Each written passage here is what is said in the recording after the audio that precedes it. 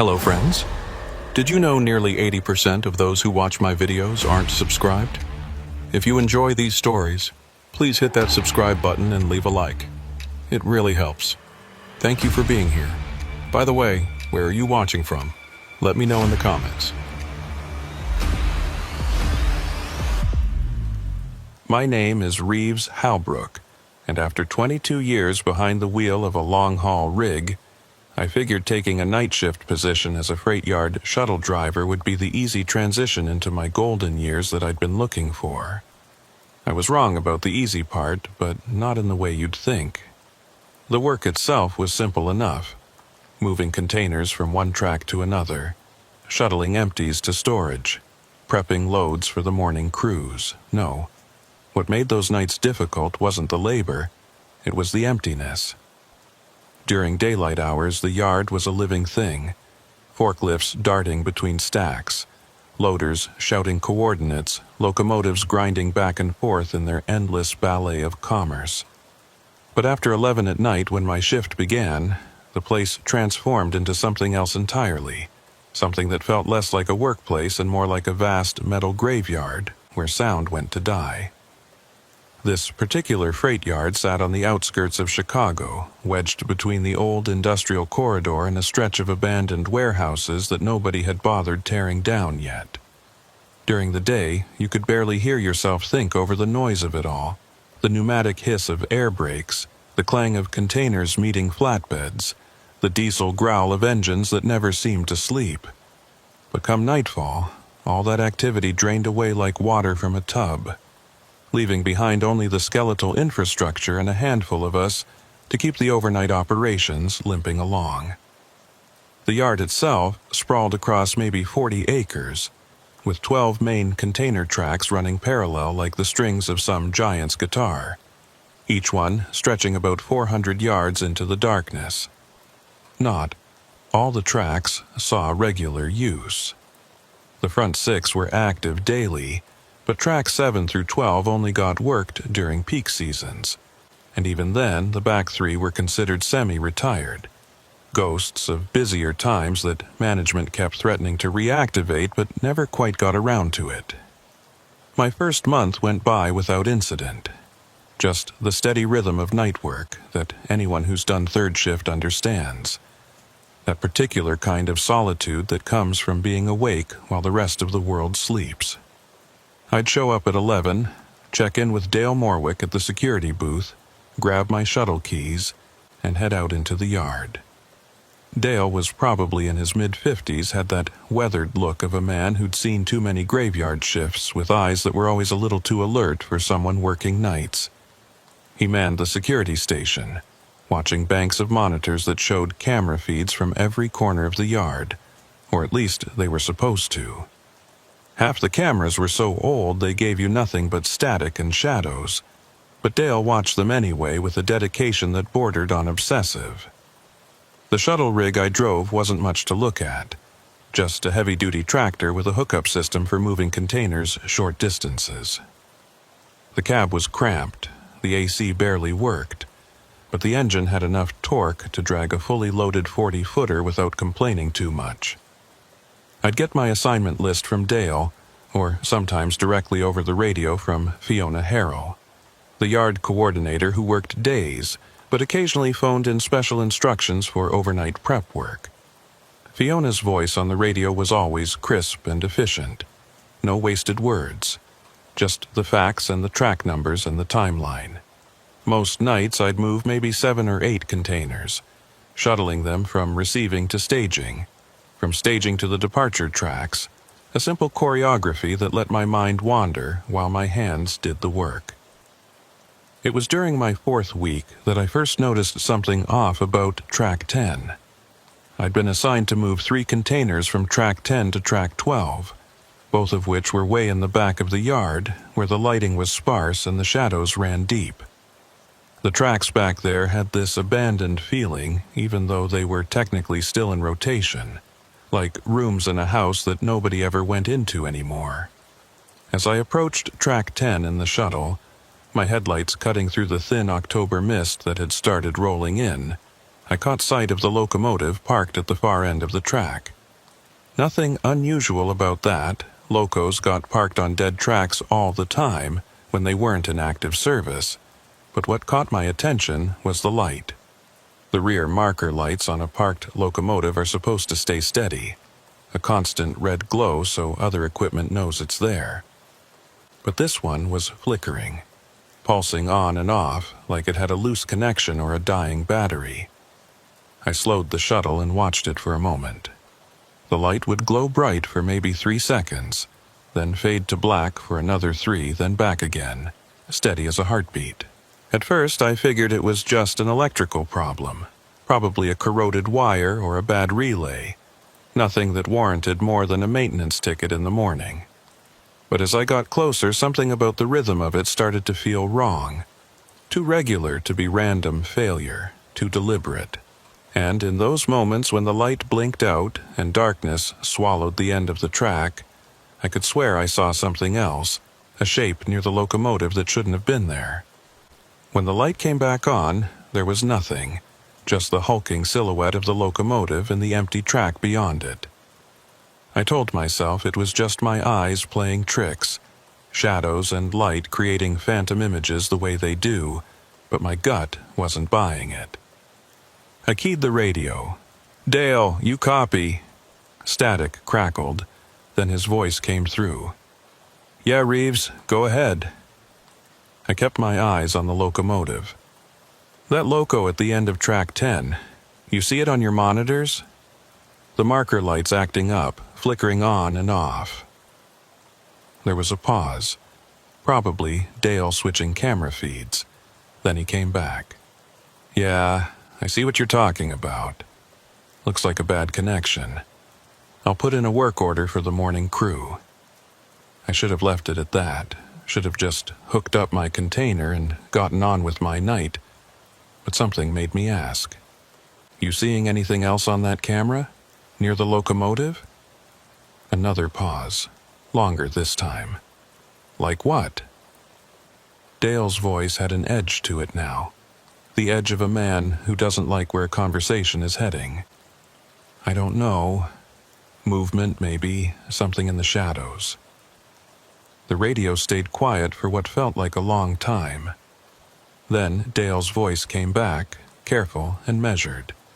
"Reeves, the camera angle on track 10 is pretty limited, and the resolution back there is for shit. If something moved, I probably wouldn't see it unless it was right in front of the lens. Why? You seeing something?" I stared at the locomotive, at the space around it, at the pools of darkness between the stacked containers. Nothing moved, nothing I could point to anyway. "Nah," I said finally. "Probably just tired eyes. I'll grab this container and clear out." Dale didn't respond right away, and when he did, his tone had softened slightly. "Yeah, well, be careful back there. Those rear tracks don't get much foot traffic, and sometimes equipment shifts when you're not expecting it." I acknowledged and signed off, then backed the shuttle up to the first container and hooked it up. The whole time I worked, I kept glancing toward the end of the track, toward that flickering light in the darkness that seemed to pulse with it. And twice more in the split second when the light died, I thought I caught movement.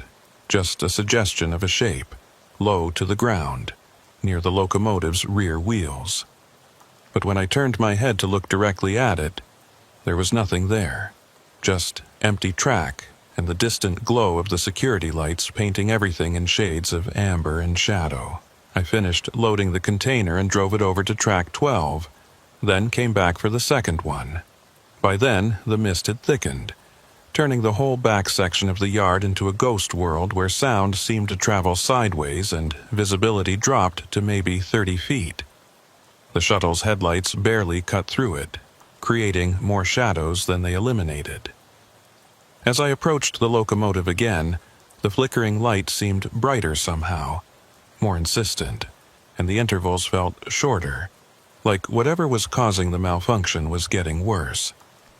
I hooked up the second container quickly, not wanting to spend more time back there than necessary, and that's when I heard it. a sound coming from somewhere near the locomotive. A metallic tap-tap-tap, rhythmic and deliberate, like someone rapping their knuckles on a container wall. I killed the shuttle's engine and listened. The sound continued, faint but steady, tap-tap-tap, pause, tap-tap-tap, pause. It wasn't the random ping of metal cooling or expanding. This had pattern to it. Intention. I grabbed my flashlight and climbed out of the cab. The mist pressed against me, cold and damp, carrying the smell of diesel and rust and something else I couldn't quite place, something organic and old. I walked toward the locomotive slowly, my boots crunching on the gravel between the rails, the flashlight beam swinging left and right. The tapping stopped. I froze, listening, but now there was only the distant hum of the yard's perimeter lighting and the faint rush of traffic from the highway a mile away. "Hello?" My voice sounded small and stupid in all that emptiness, the kind of thing people do in horror movies right before things go sideways. Nobody answered, which was both a relief and somehow worse than if someone had. I swept the flashlight across the locomotive's undercarriage, across the coupling mechanisms, across the ground where I'd thought I'd seen that crouching shape. Nothing. Just gravel and rail ties, and the patient rust eating away at everything metal. I was about to turn back to the shuttle when I noticed something I'd missed before. On the side of the locomotive, near one of the access panels, there were marks in the dust and grime that covered the metal. They looked like handprints, except the fingers were too long, too spread out, and they were positioned too high up on the panel, like whoever made them had been reaching up from the ground, or reaching down from above. I stepped closer, shining the light directly on them. They were definitely handprints, or something close enough to make my skin crawl. The dust around them had been disturbed recently too, within the last few hours probably, and there was a smear pattern that suggested whatever made them had dragged its hands downward across the panel before letting go. I keyed my radio with shaking hands. "Dale, I'm at the locomotive. You need to see something." His response was immediate. "What's wrong?" I took a breath. "There are marks on the loco. Handprints, maybe. I don't know what the hell they are, but they're fresh." Static, then. "Reeves, are you saying someone's back there with you?" I looked around, flashlight cutting through the mist. "I don't see anyone, but these marks, they weren't here earlier. I'm sure of it." Dale's voice took on a commanding tone. "Get back to your shuttle right now. I'm sending a patrol." I didn't need to be told twice. I backed away from the locomotive, keeping my flashlight trained on the area around it, watching for movement, for anything. The walk back to the shuttle felt like it took an hour, even though it couldn't have been more than 30 seconds. I climbed into the cab and locked the doors, which was ridiculous because the cab doors didn't even have real locks, just those flimsy push-button things that a strong wind could pop open.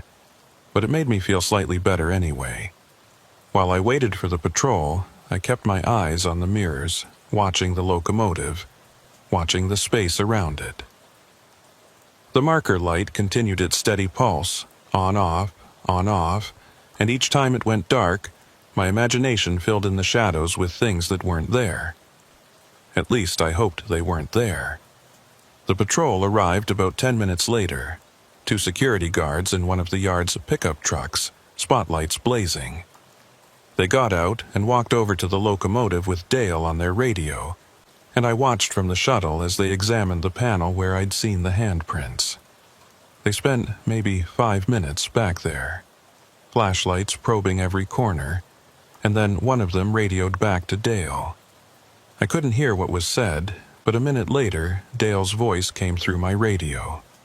"Reeves, the guys checked it out. They see some marks, but nothing that couldn't be explained by maintenance or regular handling. You want to come take another look?"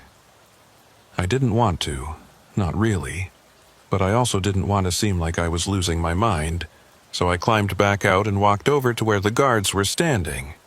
They showed me the panel, and the marks were still there, but in the combined light of 3 flashlights and the patrol truck's spots, they looked less sinister, more like the kind of smudges that accumulate on equipment that gets handled regularly.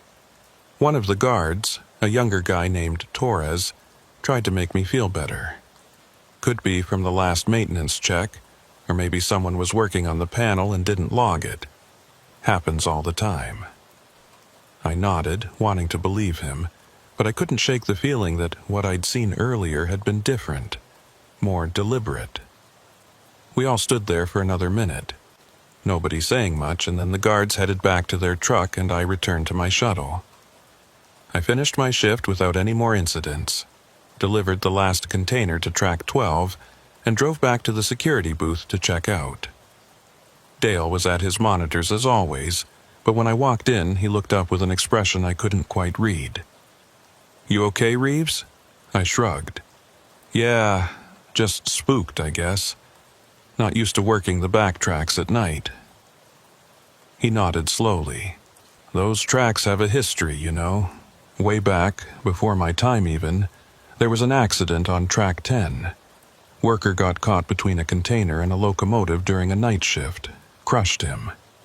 They say he was on the radio calling for help, but there was too much static, nobody could hear him clear enough to know what was wrong. By the time they found him the next morning, he'd been dead for hours." I felt cold, suddenly, despite the warmth of the booth. "When was this?" Dale scratched his chin. 12, maybe 13 years ago. After that, they closed Track 10 for a while, then eventually reopened it when they needed the capacity. But the overnight guys, they don't like working back there. Say they hear things, see things.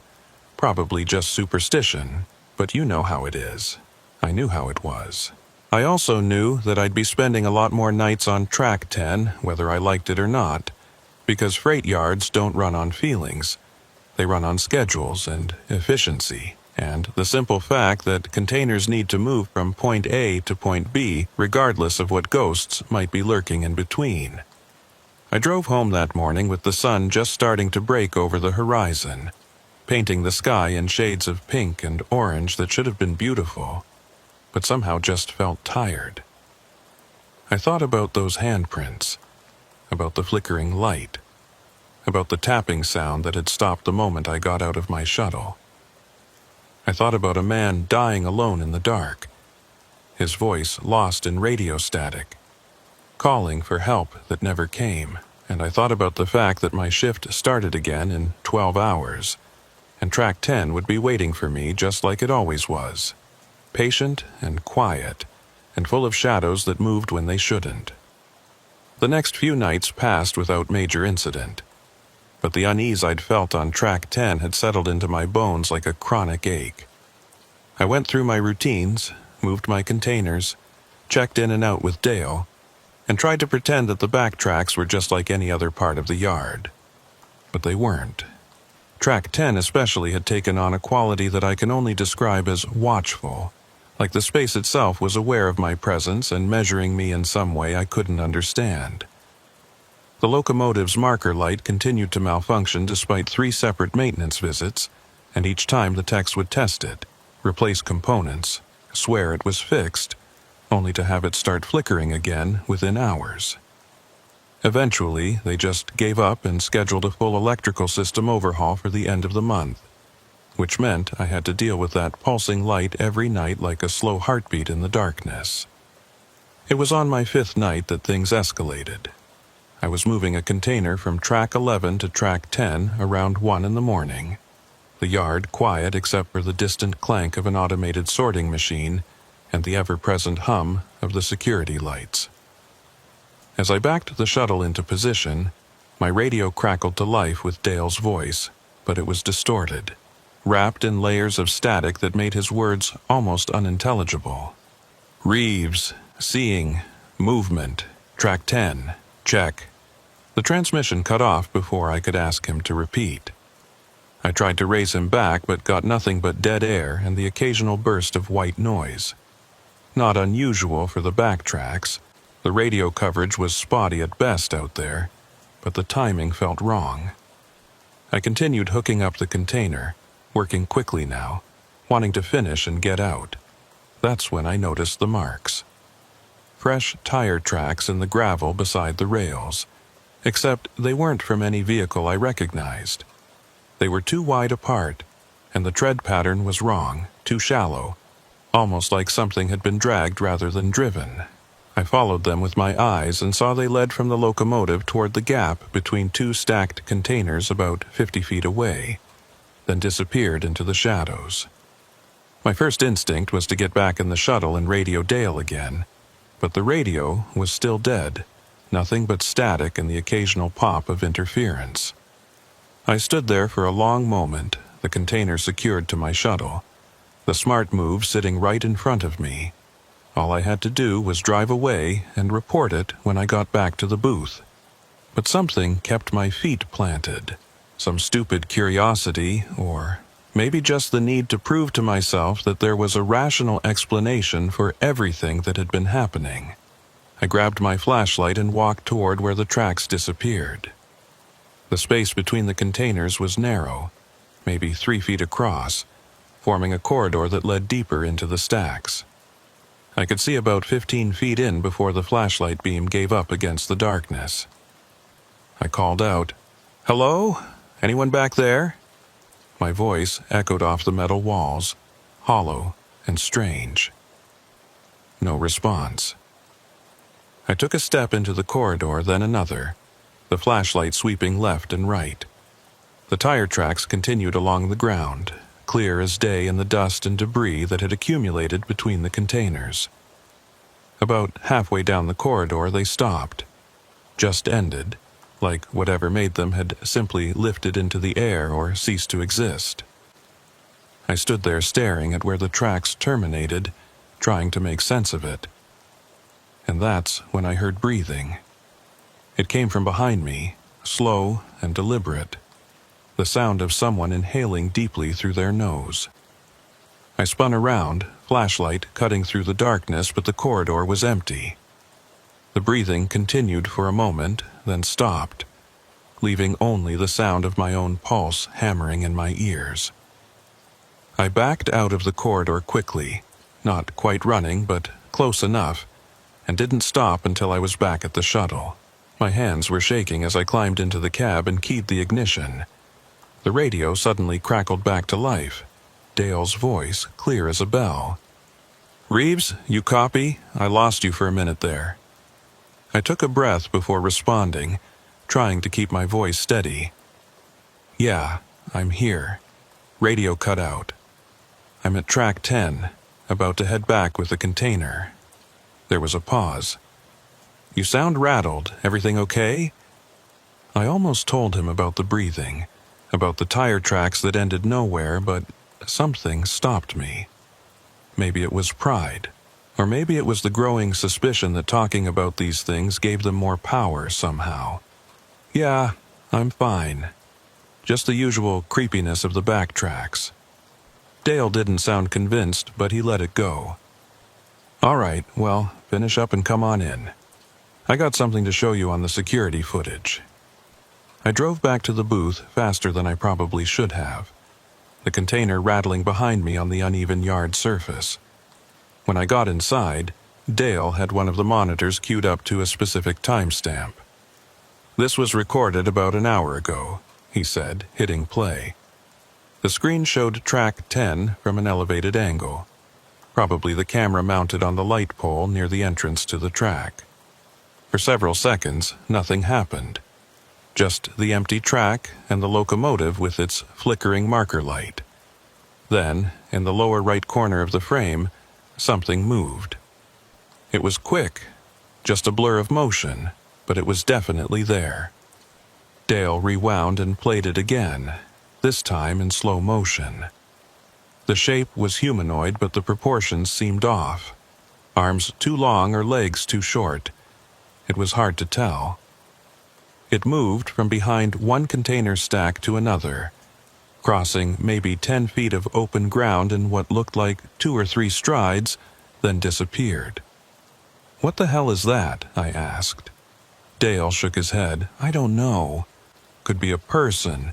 could be an animal, could be a camera glitch. The footage quality is shit, and that camera's been acting up for months. He stopped the playback and looked at me. But here's the thing. That's right around the same time you were out there hooking up your container. Did you see anyone?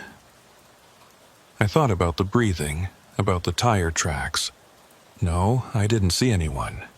It wasn't exactly a lie. The next few nights I started paying closer attention to the patterns, the times when strange things happened, the locations where they clustered. Track 10 was the epicenter, but weird stuff was bleeding over to tracks 9 and 11 as well. Equipment that was parked in one spot at the start of my shift would be in a different spot by morning, moved just a few feet, but definitely moved. Small things at first, a pallet jack, a couple of empty containers, but then bigger stuff. A forklift that should have been in the maintenance bay showed up on track 9 one morning, keys still in the ignition, nobody claiming to have driven it there. Dale reviewed all the security footage from that night and found nothing, just empty frames where something should have been. Cameras must have been down, he said. But we both knew the cameras had been working fine. The timestamps were continuous. There were no gaps. Whatever had moved that forklift had done it without appearing on any of the 6 cameras that covered that area. It was Fiona Harrell who finally forced the issue into the open. She called me directly one night around 2 a.m., her voice tight with frustration. "Reeves, I'm getting reports from the morning shift that containers are showing up in the wrong locations, like someone's moving them during the night and not logging it. Is that you?" I'd been expecting this conversation. "No, ma'am. I'm following my assignment sheet exactly. If containers are getting moved, it's not me doing it." There was a long pause. Then who is? Because, according to the GPS trackers on some of these containers, they're being relocated at times when nobody should be working those tracks. I got a 40-footer that moved 300 feet last night at 2:47 a.m. Your shift, your area, but you're saying it wasn't you. I swallowed. That's what I'm saying. I was on track 6 at that time. Dale can confirm. Another pause. I'll check with Dale, but Reeves, if something weird is going on out there, I need to know about it. This isn't just about logistics anymore. This is a safety issue. If we've got someone unauthorized in the yard moving equipment, that's a serious problem. I agreed and signed off, then keyed the radio to Dale. "You catch that?" Dale's voice came back immediately. "Yeah, I heard. Listen, I'm going to pull all the footage from the backtracks for the last week, see if I can find anything concrete. But Reeves, between you and me, I think we both know what's happening here isn't something that's going to show up on camera." That night, I made it a point to drive past track 10 every hour, even when I didn't have assignments back there. I wanted to see if the pattern held, if there were specific times when the activity peaked. Around 3 in the morning, I parked the shuttle at the entrance to track 10 and just sat there, engine off, lights off, watching. The locomotive's marker light pulsed its steady rhythm, on-off, hypnotic in its regularity. The mist had rolled in again, thicker than usual, turning the stacked containers into vague suggestions of rectangular shapes that seemed to shift if I looked at them too long. I don't know how long I sat there. Maybe 20 minutes, maybe longer. But nothing happened. No movement, no sounds. Just the quiet and the mist and the flickering light. I was about to give up and head back to my regular rounds when I noticed something in my side mirror. A figure standing about 30 feet behind the shuttle, just at the edge of where the security lights gave up. It was tall, taller than any person should be, and completely motionless. I stared at it in the mirror, afraid to move, afraid to even breathe. The figure didn't move either, just stood there like a statue. I couldn't make out any details, just a dark shape against slightly less dark surroundings, but there was an unmistakable sense of it watching me, studying me. Slowly, I reached for the ignition and started the shuttle. The engine noise seemed impossibly loud in the stillness. I put it in gear and drove forward, watching the mirror as I went. The figure didn't move, didn't react, just stayed there in that same spot, getting smaller as I increased the distance between us. When I'd gone about 100 feet, I stopped and looked back directly, not through the mirror. The spot where the figure had been standing was empty, just mist and shadows and the amber glow of the security lights. I radioed Dale. I just saw someone on track 10, standing behind my shuttle, tall, really tall, just standing there. Dale's response was quick. "Where are you now?" I gave him my location. "Stay there, I'm checking cameras." A minute passed, then 2. Finally, Dale came back. "Reeves, I got eyes on your shuttle right now. There's nobody behind you, nobody on that whole track except you." I looked back again, still empty. "They were there, Dale. I saw them in my mirror, clear as day." There was a heaviness in Dale's voice when he responded. "I believe you saw something, but it's not on camera, and that tells me we're dealing with something that doesn't want to be recorded." The implications of that hung in the air between us, unspoken but understood. I finished my shift and went home, but sleep didn't come easy. I kept seeing that figure in my mind, tall and motionless and watching. The next evening, when I came in for my shift, Dale pulled me aside before I could head out to the yard.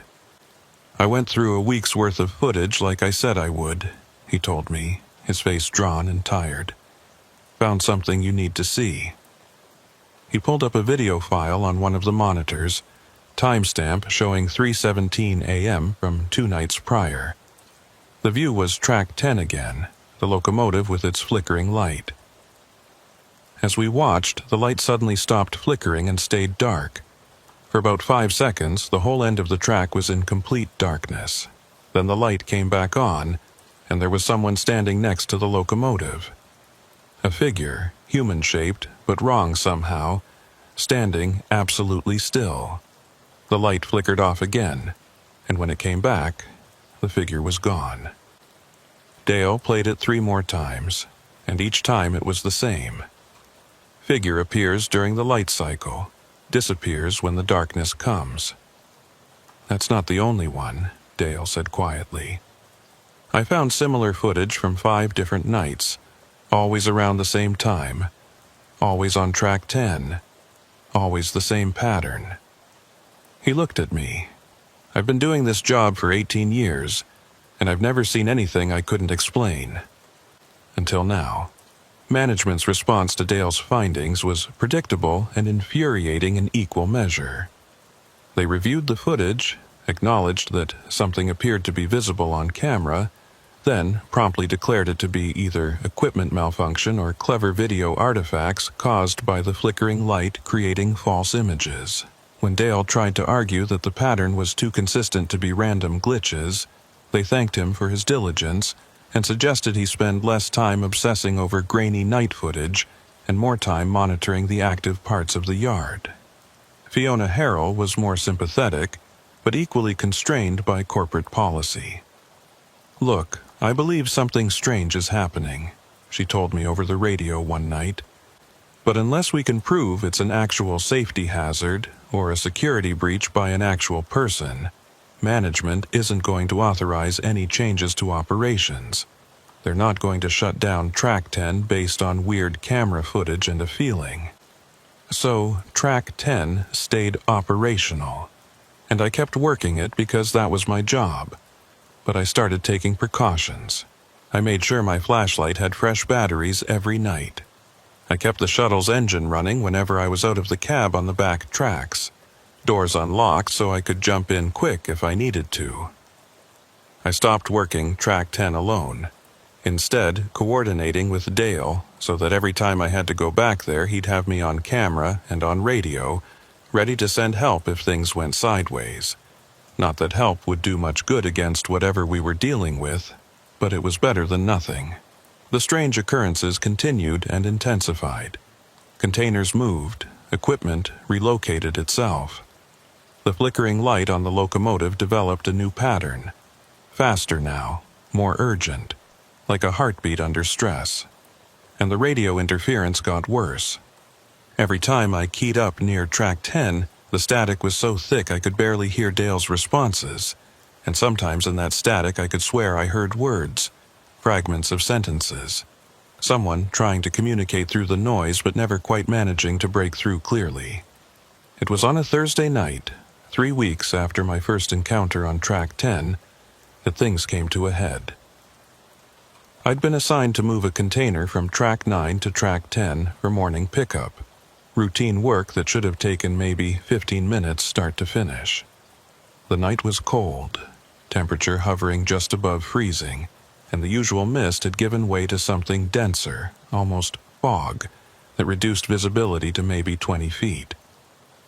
I hooked up the container and started backing into position on track 10, watching my mirrors, taking it slow because the fog made it hard to judge distances. That's when the radio started screaming. Not static, not interference, but an actual scream, high-pitched and agonized, and completely terrifying. It lasted maybe 3 seconds before cutting off abruptly, leaving only the normal background hiss. I slammed on the brakes and grabbed the radio. "Dale, did you hear that?" Nothing. I tried again. "Dale, respond." More nothing. The radio was completely dead. Not even static now. Just the hollow silence of a device that wasn't receiving any signal at all. I was reaching for my cell phone when the locomotive's marker light started strobing, faster than I'd ever seen it. On off, on off, on off, like a strobe at a rave. In the stuttering illumination I could see shapes moving near the locomotive. Multiple figures now, all tall and wrong proportioned, all moving with that same unnatural fluidity I'd seen on the security footage. They seemed to be gathering around something on the ground between the locomotive and the first container, clustered together in a way that made my skin crawl. The light continued its manic flashing, and in the brief moments of darkness between flashes, I could hear sounds, metal scraping on metal, low voices speaking in a language I didn't recognize, and underneath it all, a sound like someone crying. Soft and desperate and utterly hopeless. Every instinct I had was screaming at me to get out, to put the shuttle in drive and floor it back to the security booth and never come back to the yard again. But there was another part of me, the part that had spent 22 years solving problems on the road, that needed to know what I was looking at. I grabbed my flashlight, took a deep breath, and got out of the shuttle.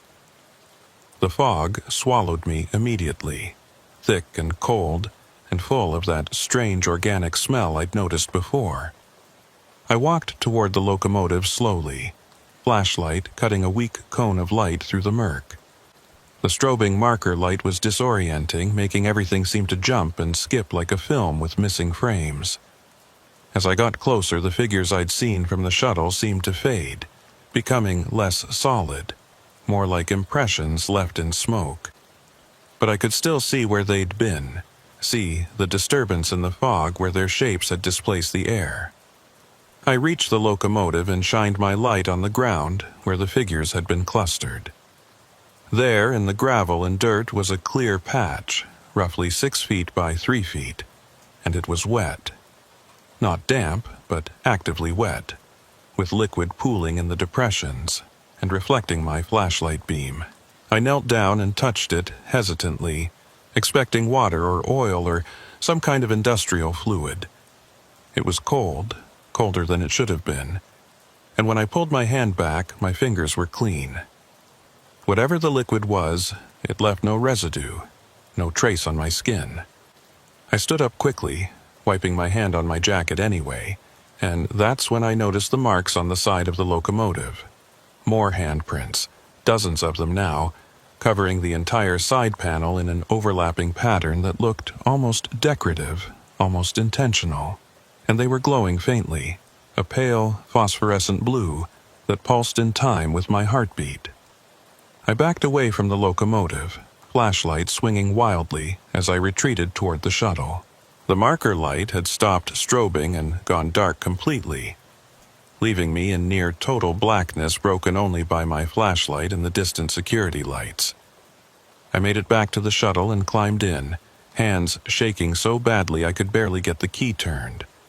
The engine started with a reassuring roar, and I slammed it into drive and accelerated hard, the unsecured container lurching behind me as I took the turn too fast. I didn't care. I just needed to be away from track 10, away from those figures and those glowing handprints and that inexplicable wet patch on the ground. I made it about halfway back to the security booth before the radio crackled back to life. Dale's voice came through, normal and clear, as if nothing had happened. "Reeves, where are you? I lost you on camera for about 5 minutes there." I tried to respond, but found I couldn't make my voice work properly. Finally, I managed, "Track 10, something happened. I'm coming in." When I got to the security booth, Dale took one look at my face and poured me a cup of coffee from the ancient pot he kept running 24/7.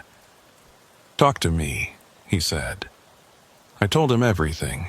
The screaming on the radio, the dead signal, the strobing light and the figures and the wet patch and the glowing handprints.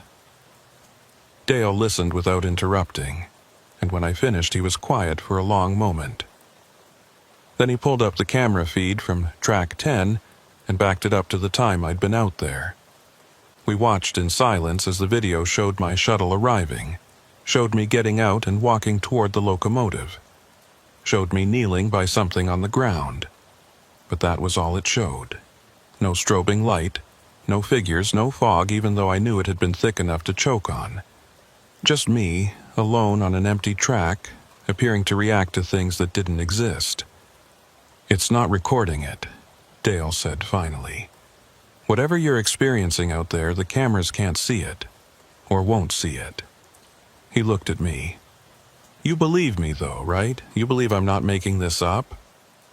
Dale nodded slowly. "Yeah, I believe you. I've been watching these monitors long enough to know when something's wrong, even if I can't see what it is. The question is, what do we do about it?" That became the central problem of my next few shifts.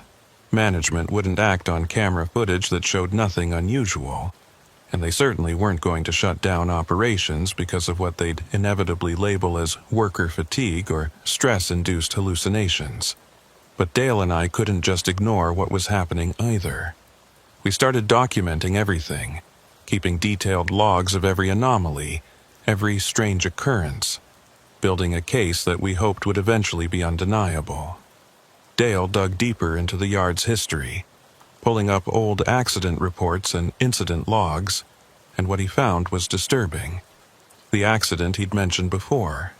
The worker crushed between the locomotive and container. His name had been Thomas Waite, and it had happened on track 10 exactly 12 years ago to the day of my first strange encounter. But that wasn't all. Dale found records of other incidents on track 10 dating back decades.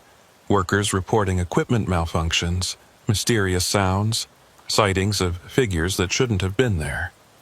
None of it was ever taken seriously, always dismissed as tired workers seeing things or equipment acting up in explicable ways.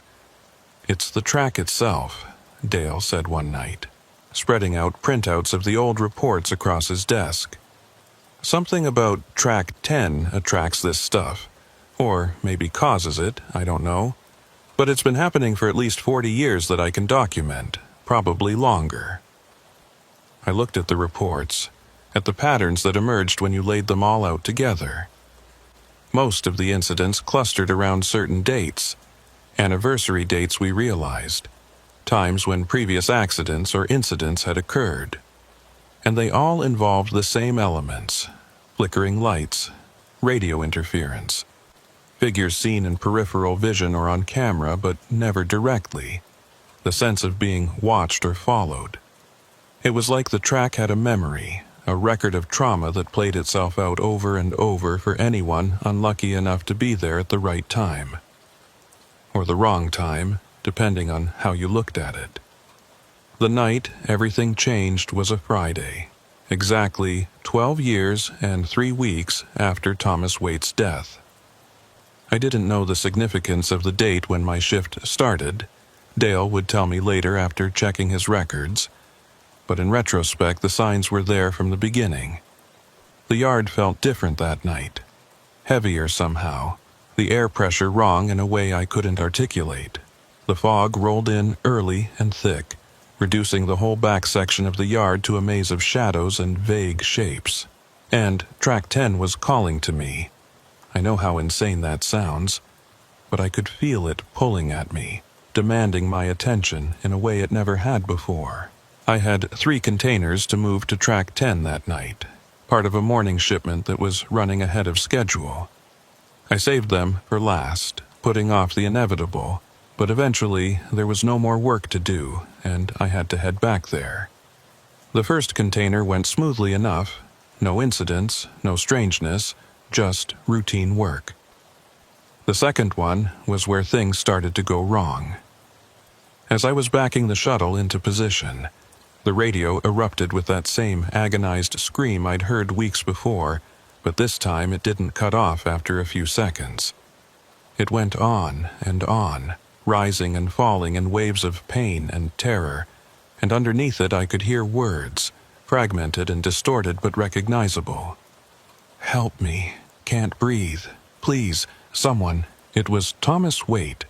I knew it with a certainty that bypassed logic and reason. Thomas Waite calling for help across 12 years of death and silence. His voice still trapped in whatever had happened to him that night, playing out over and over like a recording stuck on repeat. I grabbed the radio and did something I'd never done before. I answered him. "Thomas, I hear you. I hear you calling. But I can't help you. I'm sorry. I can't change what happened." The screaming stopped instantly, replaced by a silence so complete it felt like the world had been put on pause. Then a voice came through the radio, clear and calm and terrifyingly close. "He knows. Tell him I know what he did." The radio went dead. I sat there in the shuttle, heart hammering, trying to process what I'd just heard. Tell him I know what he did. Tell who? Know what? Before I could think about it further, the locomotive's marker light began its strobing pattern again, faster and more frantic than ever before. In the stuttering illumination I could see them, dozens of figures now, surrounding the locomotive, all facing toward me, all standing absolutely still. And they weren't vague shapes anymore. They had definition now. Features that were almost human, but not quite. Faces that were stretched and wrong. Bodies that moved in ways that defied physics and biology. They weren't ghosts, weren't anything I had a name for, but they were aware, and they were focused on me with an intensity that made my blood run cold. I threw the shuttle in reverse and backed away fast, too fast, the container swaying dangerously behind me.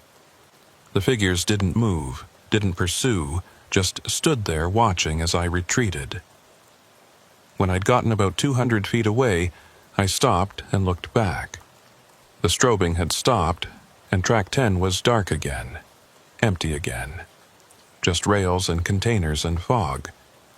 But I knew they were still there, waiting, patient, existing in whatever space they occupied, whether I could see them or not. I radioed Dale with shaking hands. "I'm not going back to Track 10 tonight. I don't care what management says, I'm not going back there." Dale's voice was understanding. "Copy that. Come on in, we'll figure something out." I drove back to the security booth in silence, and when I got there, Dale had already made the decision that would end my career at the freight yard. "I'm pulling you off Track 10, he said. "Effective immediately. I'll reassign those containers to the morning shift and take whatever heat comes from it. This has gone too far." The heat came fast and hard. Fiona Harrell called Dale before sunrise, demanding to know why 3 high-priority containers were still sitting on Track 9 instead of staged on Track 10, like they were supposed to be. Dale explained that he'd made a judgment call based on safety concerns, which only made things worse. By noon, he was in a meeting with yard management, and by 2 p.m., he'd been suspended pending an investigation into his handling of overnight operations. I tried to intervene, tried to explain what had been happening, but my testimony was dismissed as the ravings of an overworked and overstressed employee who'd been spending too much time alone in the dark. They offered me a week off, paid leave to get my head straight, and suggested I might want to consider a transfer to day shift when I came back. I took the week, but knew I wouldn't be coming back. Whatever was happening on Track 10, I'd pushed it as far as I could, and it had pushed back harder. Dale called me 3 days into my leave. They reactivated Track 10 fully, he said, voice tight with frustration. Brought in a whole new crew, told them it was prime real estate that had been underutilized. They're running containers through there 24 hours a day now. I asked if he'd warned the new guys about what they might encounter. I tried, Dale said. They thought I was messing with them, some kind of hazing ritual for the newbies. Nobody believes this shit until they experience it themselves, and by then it's too late. We talked for a while longer, comparing notes, trying to make sense of what we'd witnessed. Dale had done more research into Thomas Waite's death, and what he'd found was disturbing. The official accident report said Waite had been crushed when a locomotive rolled forward unexpectedly, pinning him against a container. But Dale had found an unofficial report, a memo from the night shift supervisor that had been buried in the archives. According to that memo, there had been another worker on duty that night, a man who'd been operating the locomotive.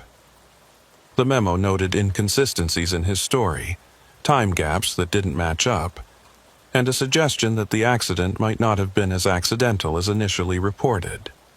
But nothing ever came of it. The investigation was closed, the other worker was never disciplined or even formally questioned, and Thomas Waite was buried with the official cause of death listed as workplace accident. "Tell him I know what he did," I said quietly, remembering those words from the radio. Thomas was telling me he knows it wasn't an accident. Dale was silent for a long moment. "The worker who was operating the locomotive that night," he said finally. "His name was Virgil Morwick. He's my uncle. He got me this job." The world tilted slightly. "Dale, I didn't know. I'm sorry." Dale laughed, but there was no humor in it. "Don't be. I didn't know either, not until I started digging. My uncle never talked about his time working the yard, and I never thought to ask. But now, I'm wondering what really happened that night. Wondering if the guilt of it is what drove him to get me hired here, some kind of atonement or penance. He died 3 years ago, took whatever he knew to the grave." We sat with that for a while, the implications hanging heavy between us. Finally, Dale said, "Maybe that's what Thomas wants. Someone to know the truth. Maybe that's why all this keeps happening, why Track 10 won't let anyone forget." I didn't have an answer for that. My week off passed, and I submitted my resignation instead of returning to work. The yard accepted it without much fuss, probably relieved to be rid of a problem employee. I heard through Dale that things on Track 10 had continued to escalate. Equipment malfunctions becoming more frequent. Workers refusing to go back there alone. One guy quitting after a single night when he swore something had grabbed his ankle while he was hooking up a container. Management's response was predictable. More cameras, more lights, more supervision, all of it addressing symptoms while ignoring the disease. Dale stuck it out for another month before he was let go, officially for the suspension incident, but really because he kept pushing the Thomas Waite angle and making people uncomfortable. We met up for coffee after he cleaned out his locker, and he gave me a folder full of documents he'd compiled. "I'm done fighting this," he said. "But someone should know the full story, even if nobody's willing to do anything about it." I took the folder home and read through it that night. Every accident report, every incident log, every scrap of paper Dale had managed to collect about Track 10 and Thomas Waite and the history of that cursed section of yard. One document in particular caught my attention. A worker statement from 1979, years before Thomas Waite's death, describing experiences that were eerily similar to what I'd encountered. The lights flickered and I heard voices on my radio, someone asking for help, but the words were all broken up with static. When I went to investigate, I found wet spots on the ground near Track 10 that shouldn't have been there, and marks on the equipment like handprints but wrong somehow. I reported it to my supervisor, but he said I was imagining things, said the stress of night shift was getting to me. Maybe he was right, but I don't think so. The statement was signed and dated, and at the bottom someone had written in different ink, "Employee transferred to day shift at his request. No further incidents reported." That's what Track 10 does, I realized. It shows you things, makes you experience things, and then relies on the natural human tendency to rationalize and dismiss to keep its secrets. How many workers over the decades had seen what I'd seen, heard what I'd heard, and then convinced themselves it was nothing because believing otherwise was too difficult?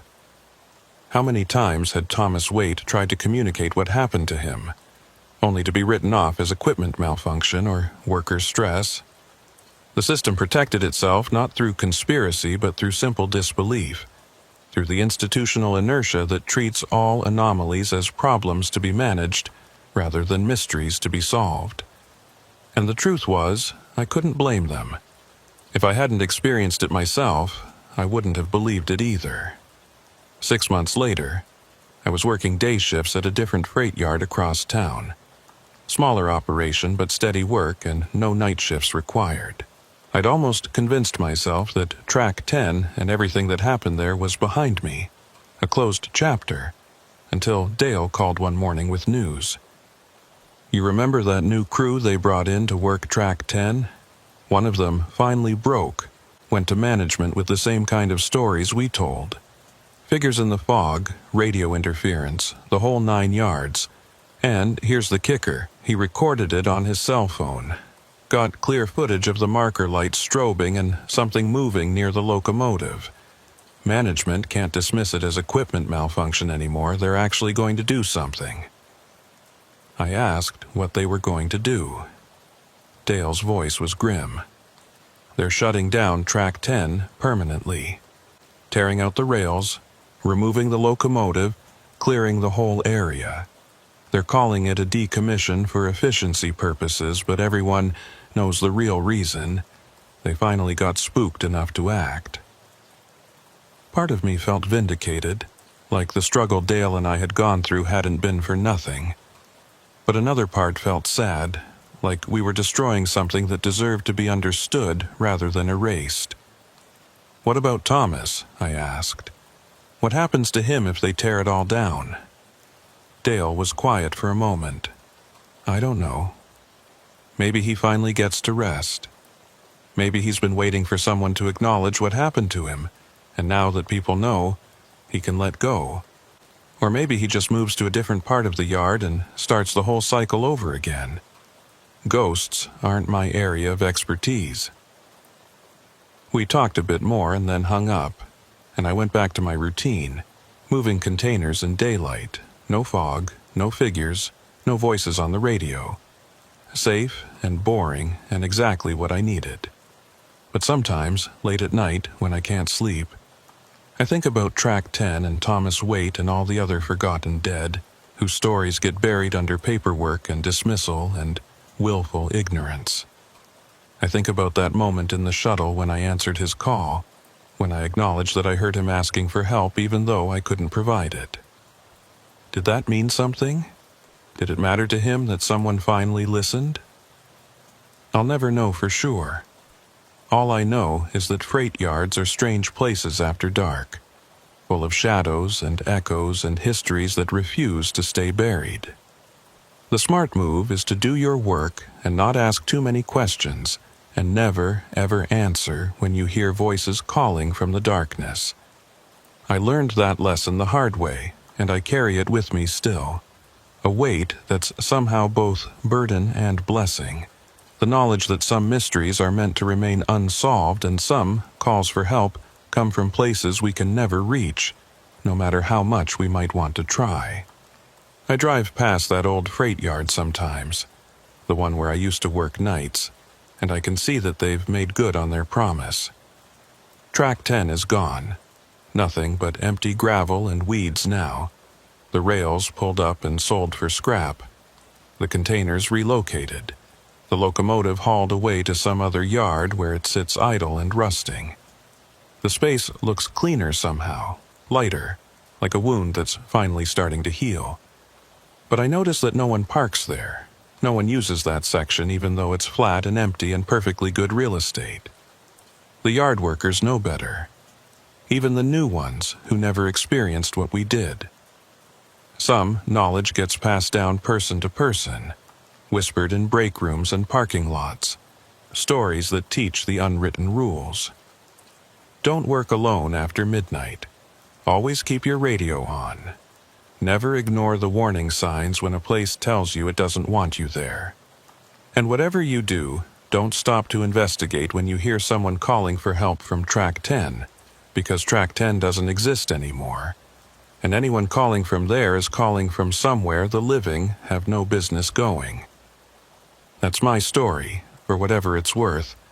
I know how it sounds, I know how easy it would be to dismiss everything I've told you as the product of stress and fatigue and too many nights alone in the dark. Maybe you're right to be skeptical.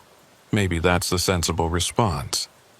But I was there, I saw what I saw, I heard what I heard, and I know the difference between imagination and reality, between fatigue and genuine terror. Something was happening on Track 10, something that defied explanation but demanded acknowledgement, and for a brief window of time I was the person who got chosen to witness it. I don't know why me. Don't know what I was supposed to do with that experience beyond survive it and carry it forward. But I do know this. If you're ever working night shift at a freight yard, and the lights start flickering on a dead track, and voices start breaking through the radio static asking for help, believe what you're experiencing and get out. Don't try to be a hero, don't try to understand, just go. Some mysteries aren't worth solving, and some places are haunted not by evil but by sorrow too deep and old to ever truly heal. Walk away while you still can. Thomas Waite never got that chance, and he's been paying for it ever since.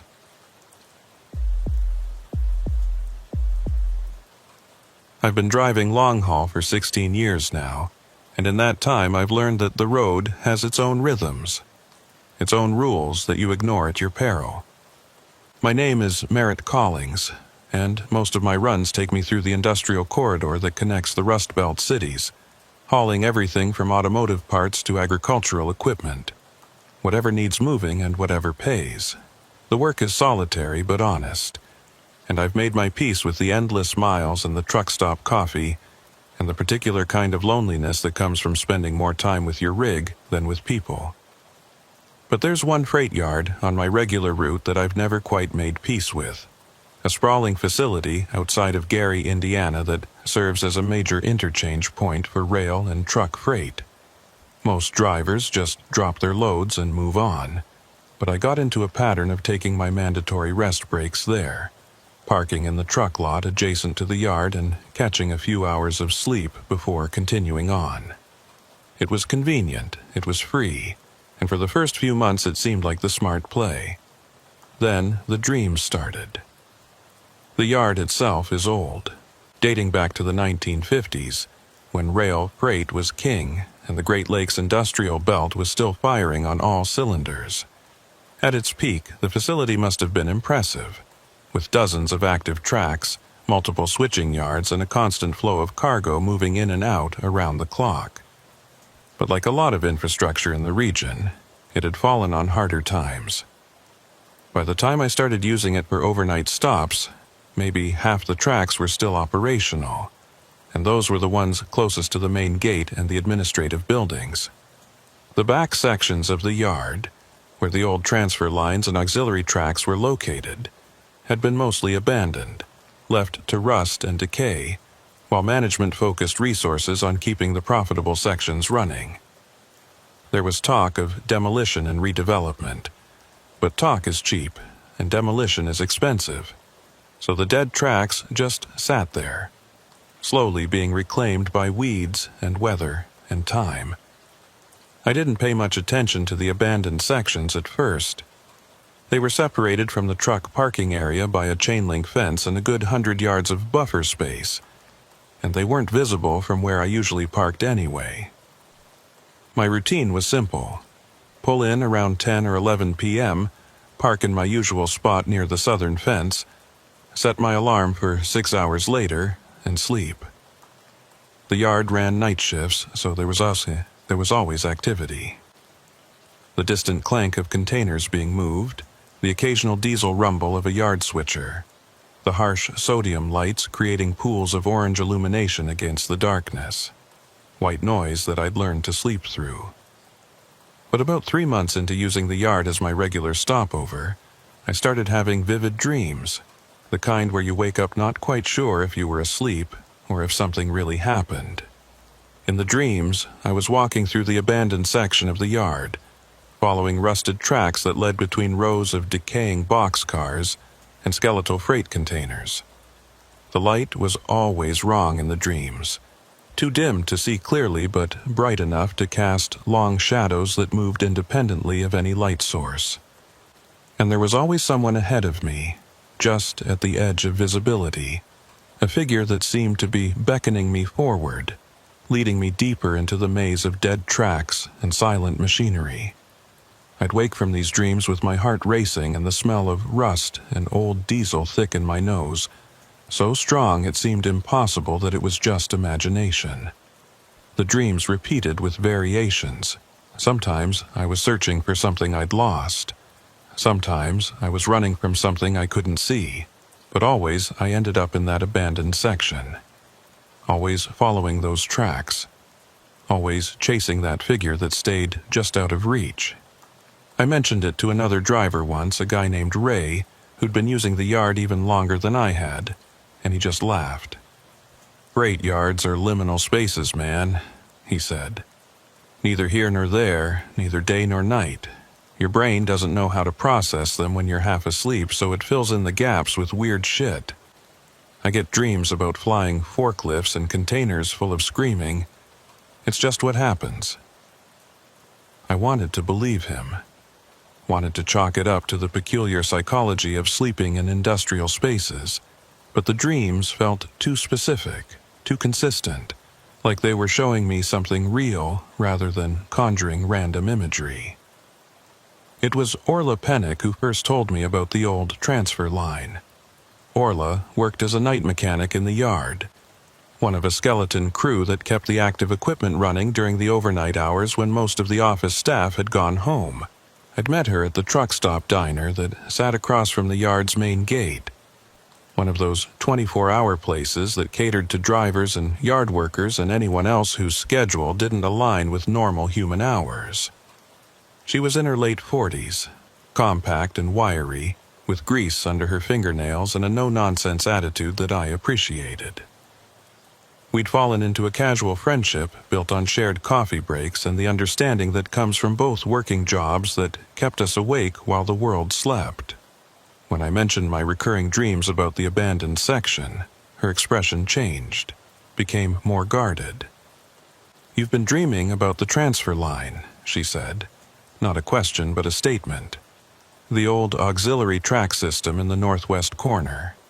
I asked her how she knew. She stirred her coffee slowly before answering. "Because everyone who parks in that lot long enough eventually dreams about it. It's like the place wants to be noticed, wants people to know it's still there, even though it's been shut down for 20 years. Orla told me the history as she knew it. pieced together from old-timers who'd worked the yard back when the transfer line was still operational.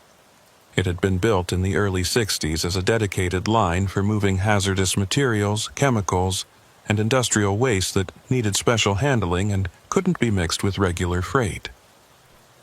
The line ran from a receiving platform at the northwest corner of the yard to a staging area about half a mile deeper in, with multiple sidings where dangerous cargo could be isolated and secured.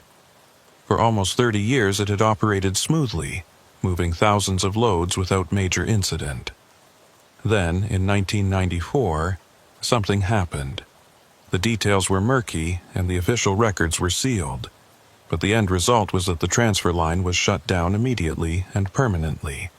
All the equipment was removed or abandoned in place, and access to that entire section of the yard was restricted.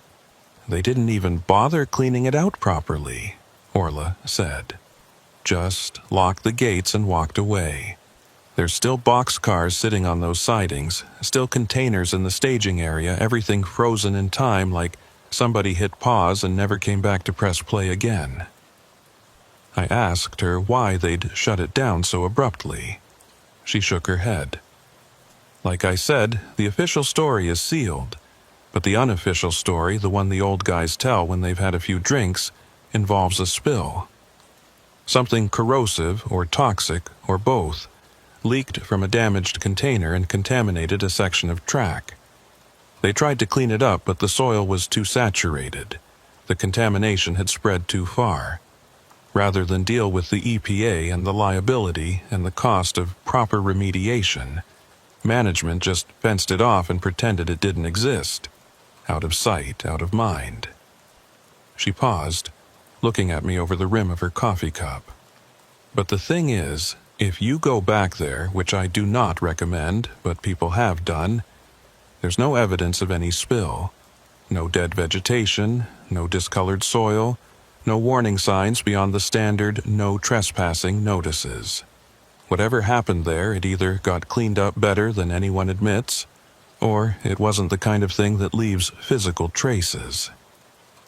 That conversation should have satisfied my curiosity, should have explained away the dreams, as my subconscious processing the stories and the atmosphere of the yard. But it didn't. If anything, it made the dreams more intense, more detailed, like having context gave them permission to show me things I'd been missing before. I started seeing specific landmarks in the dreams, the rusted hulk of a gantry crane that had collapsed across Track 7, a skeletal boxcar with its doors hanging open and something dark visible in the interior, a concrete platform with deep gouges in the surface that looked like claw marks. And always that figure ahead of me, leading me forward. Now I could see it was wearing what looked like a work coverall, though the color was indistinct and the shape seemed to flicker and change when I tried to focus on it directly. The figure would stop at certain points and turn toward me, and though I never could see its face, I got the overwhelming impression that it was trying to show me something, that there was a message or a warning embedded in these nocturnal wanderings if I could just understand it. After a month of increasingly vivid dreams, I made a decision that in retrospect was probably stupid, but felt inevitable at the time. I decided to actually walk into the abandoned section while I was awake, to see if the landmarks from my dreams corresponded to real places, or if my imagination had been fabricating everything. The yard's perimeter fence had plenty of gaps in it. Decades of deferred maintenance creating holes that anyone who really wanted access could easily slip through. I picked a night when my load was light and my schedule flexible, parked in my usual spot, and instead of going to sleep, I grabbed my heavy-duty flashlight and walked along the fence line until I found a section where the chain link had been peeled back.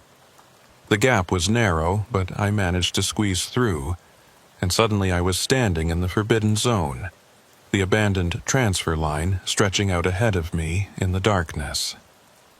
The first thing that struck me was how quiet it was. Even though I was only a few hundred yards from the active sections of the yard, the sound of operations seemed muted here, absorbed by rust and distance and the weight of years. The second thing was how familiar everything looked. Not because I'd been here before in waking life, but because I'd walked these exact paths in my dreams dozens of times.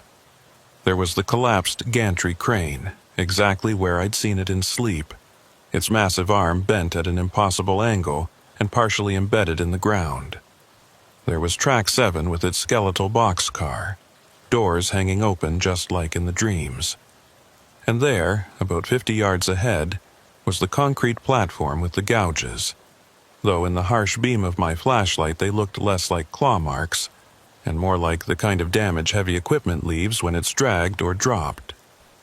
I walked forward slowly, playing the light across the abandoned infrastructure, seeing 20 years of decay compressed into a single frozen moment. Weeds pushed up through rail ties, graffiti covered some of the containers, and everything metal had a thick coating of rust that crunched under my boots when I walked across it.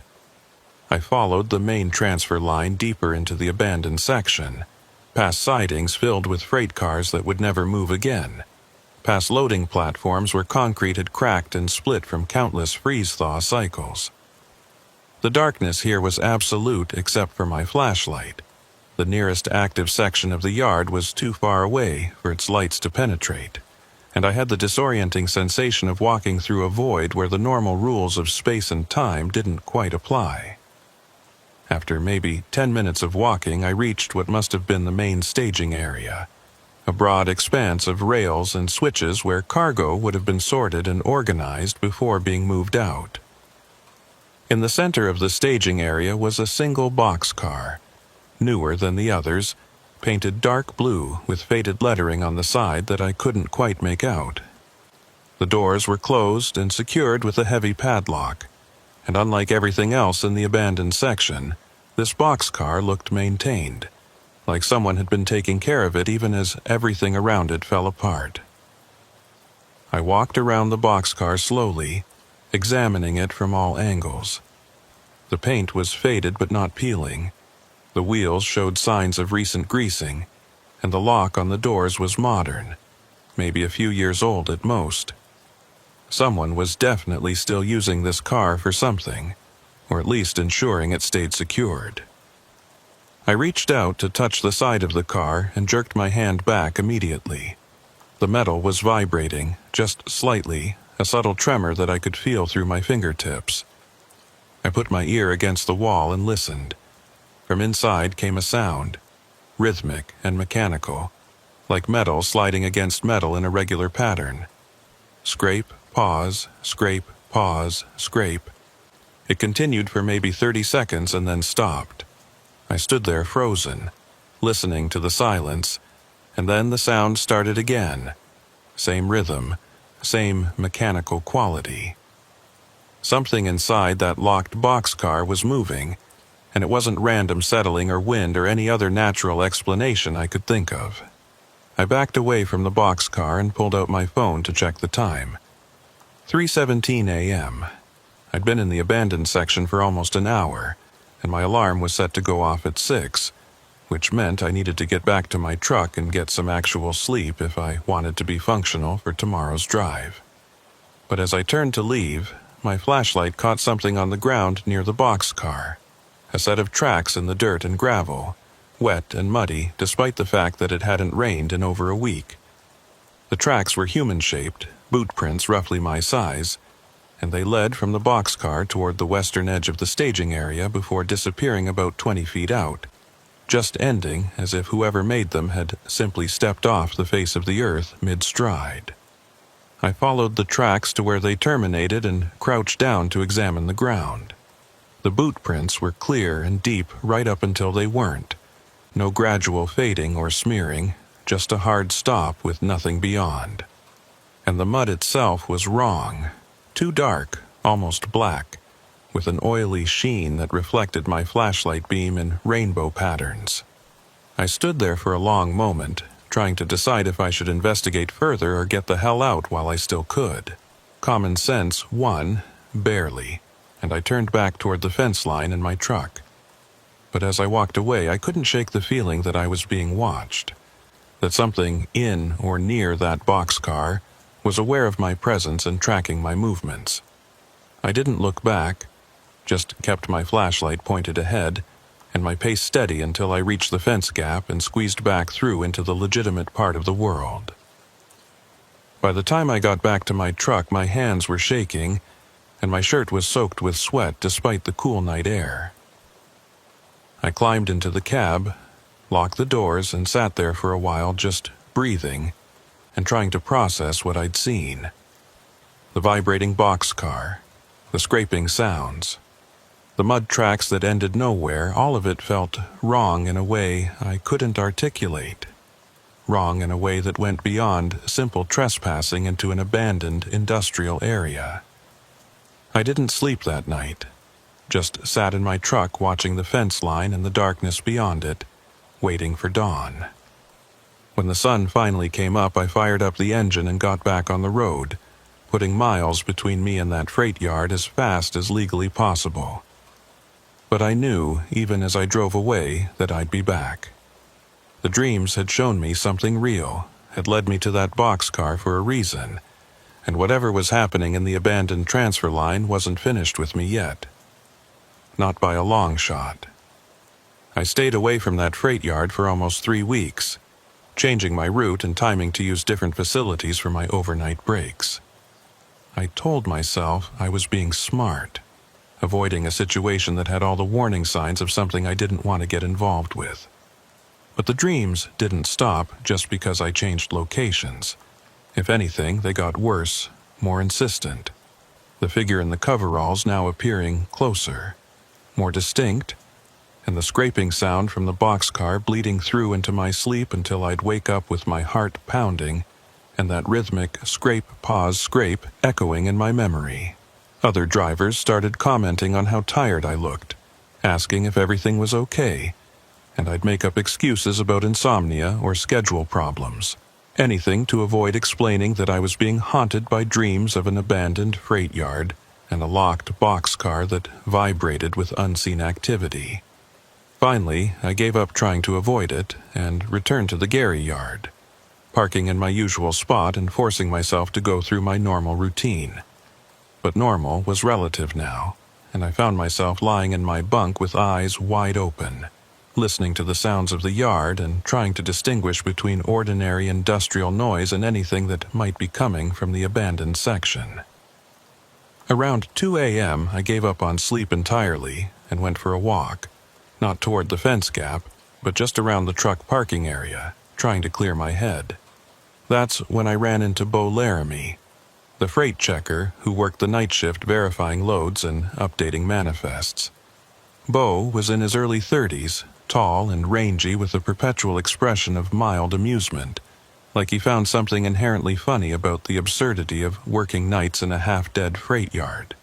We'd talked a few times before, casual conversations about loads and schedules and the general dysfunction of the logistics industry, but never anything deeper.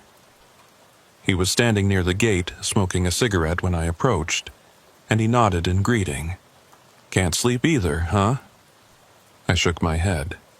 "Something like that. You work this shift long?" Bo exhaled smoke and shrugged. "About 6 months.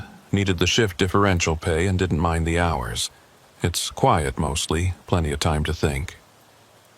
He paused, studying me. "You're the guy who parks here regular, right?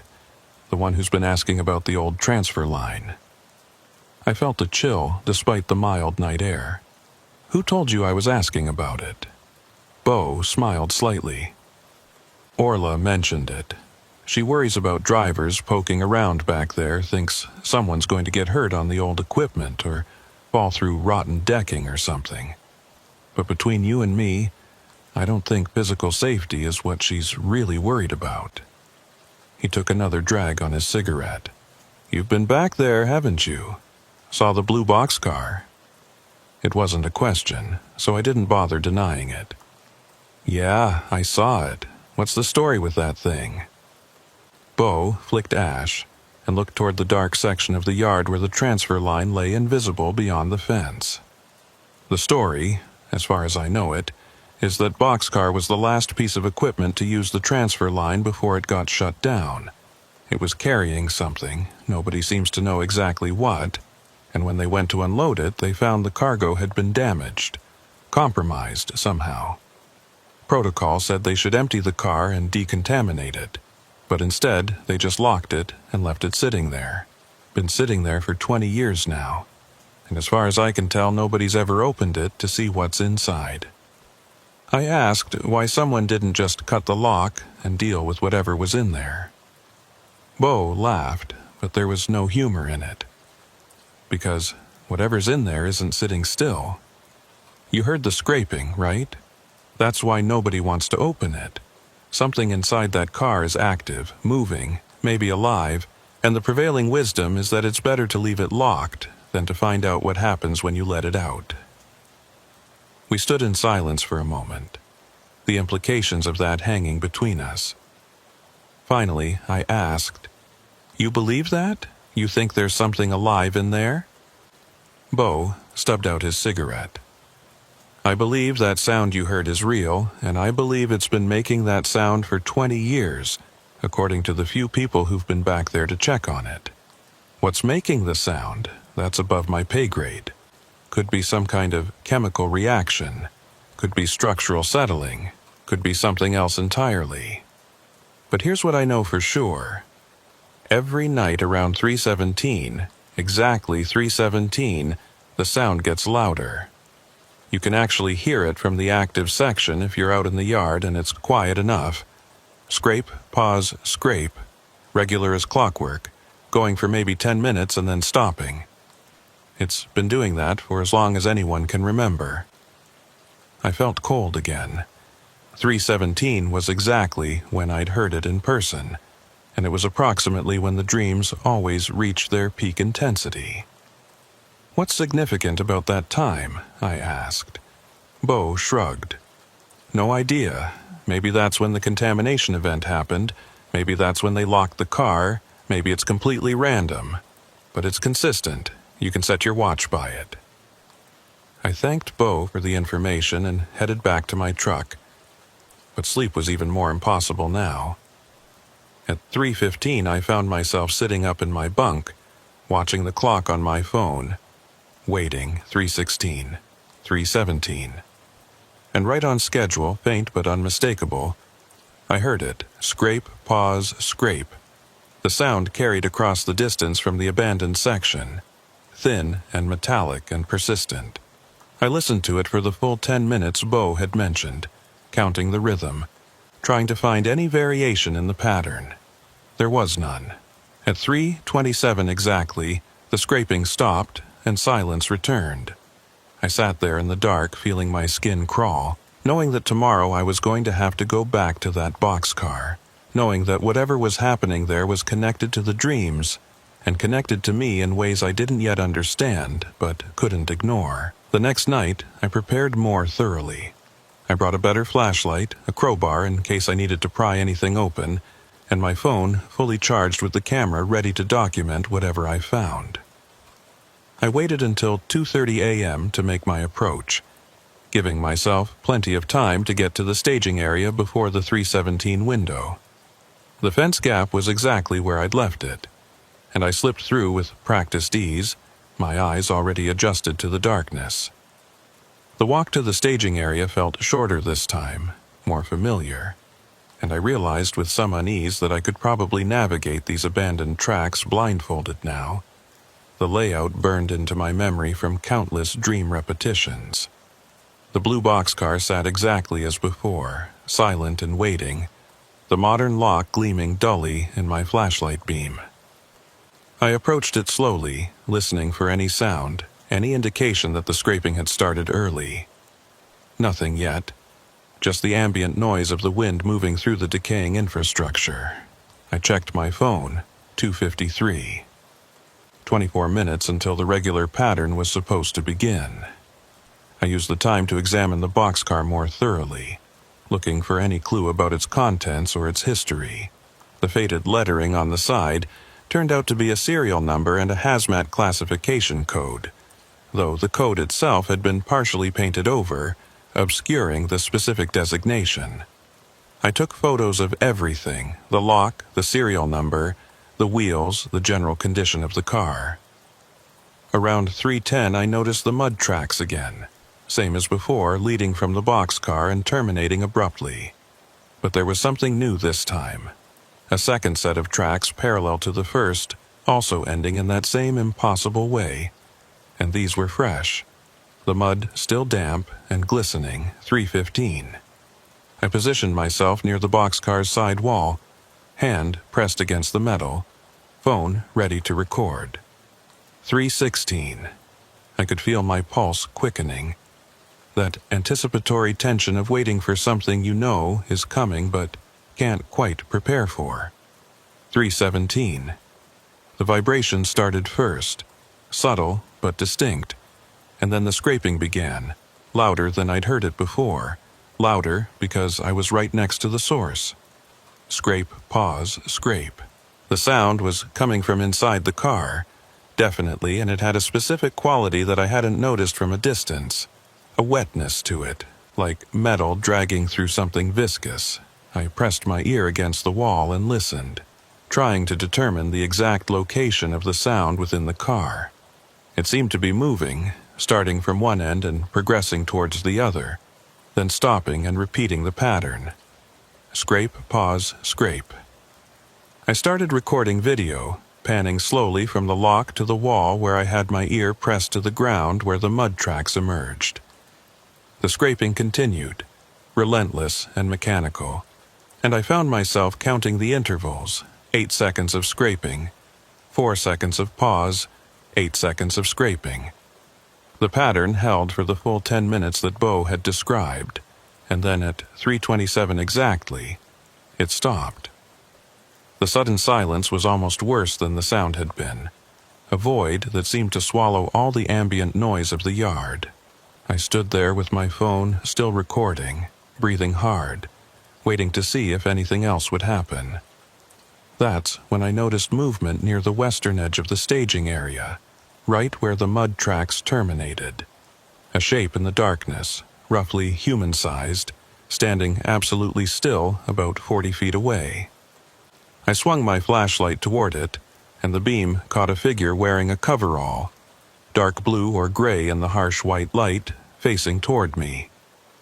The face was in shadow, but I could see enough to know this was a real person, not a dream manifestation, someone actually standing there watching me.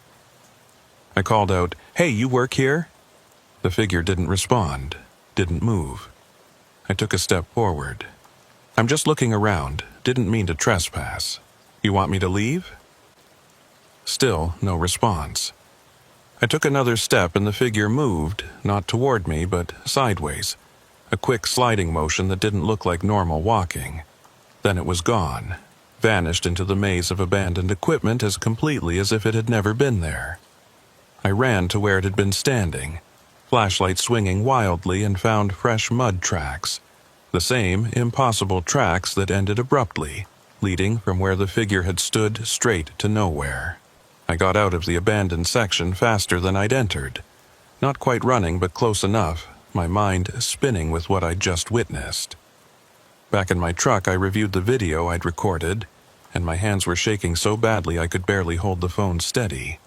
The scraping sound had recorded perfectly. You could hear it clear as day on the playback. But the figure at the end, when I'd swung the camera toward it, there was nothing on the video. Just empty space where I knew someone had been standing. I watched that section 3 times, frame by frame, and there was no one there, just shadows and the distant outline of abandoned equipment.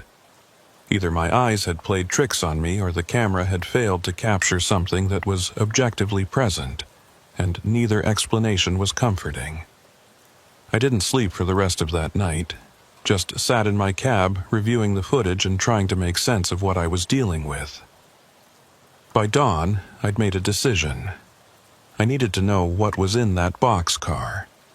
Needed to understand what was making the scraping sound and why it happened at the same time every night. And I needed to find out who or what that figure in the coverall was. The figure from my dreams that apparently existed in waking reality too, at least enough for me to see it even if cameras couldn't. The smart play would have been to walk away, to find a different yard for my overnight stops and let whatever mysteries haunted this place remain mysteries. But I've never been particularly good at the smart play, and besides, I was in too deep now. The dreams had led me here for a reason, and I was going to see it through to whatever end was waiting. Over the next week, I established a new routine. I'd arrive at the yard in the early evening, park my truck, and spend the hours until 3 a.m. doing research, talking to anyone who might have information about the abandoned transfer line and the blue boxcar. Orla became my primary source, though she was reluctant at first to share what she knew. "This isn't idle curiosity anymore, is it?" she asked me one night at the diner. "You're actually trying to figure out what's going on back there." I admitted I was. She sighed and ordered another coffee before continuing. "All right, but you need to understand something first. The people who work this yard, the ones who've been here long enough to remember when the transfer line was active, they don't talk about it publicly for a reason. There's a kind of unspoken agreement that what happened back there stays back there, that bringing it up serves no purpose except to make people uncomfortable." I promised I'd be discreet, and she seemed to accept that. According to Orla, the contamination event that shut down the transfer line wasn't what management claimed it was. The official story is chemical spill, right? Some corrosive industrial shit leaked from a damaged container and contaminated the soil, but the workers who were actually there that night, and I've talked to 3 of them over the years, they all say the same thing: there was no spill. What happened was that they opened a boxcar, that blue boxcar specifically, to verify its cargo against the manifest. The paperwork said it was carrying industrial solvents, standard hazmat stuff that they'd handled 1,000 times before. But when they cracked the seal and pulled the door open, what they found inside wasn't solvents. She paused, looking uncomfortable. They won't describe it exactly, won't say what they saw, but all 3 of them refused to go anywhere near the abandoned section now. One guy quit the next day and never came back. Another one transferred to day shift and took a pay cut to avoid working nights. The third one, he still works here, but he drinks too much and jumps at shadows. I asked her what she thought they'd seen. Orla shook her head. "I don't know, and I'm not sure I want to know. But here's what I can tell you. After that night, management sealed the boxcar immediately and evacuated the entire transfer line section. They brought in some kind of specialist team, not regular hazmat, but something else. Military, maybe, or private contractors. Nobody seems sure. These specialists spent 3 days in the abandoned section wearing full containment suits, and when they left they told management to lock it all down and forget it existed. No cleanup, no remediation, just containment. The boxcar got a new lock and the whole section got fenced off, and that was the end of it." She looked at me seriously. "Whatever's in that car, Merritt, it's been locked away for 20 years for a reason. Maybe you should let it stay that way." But I couldn't let it stay that way. Not with the dreams intensifying every night and the scraping sound calling to me like some kind of auditory beacon.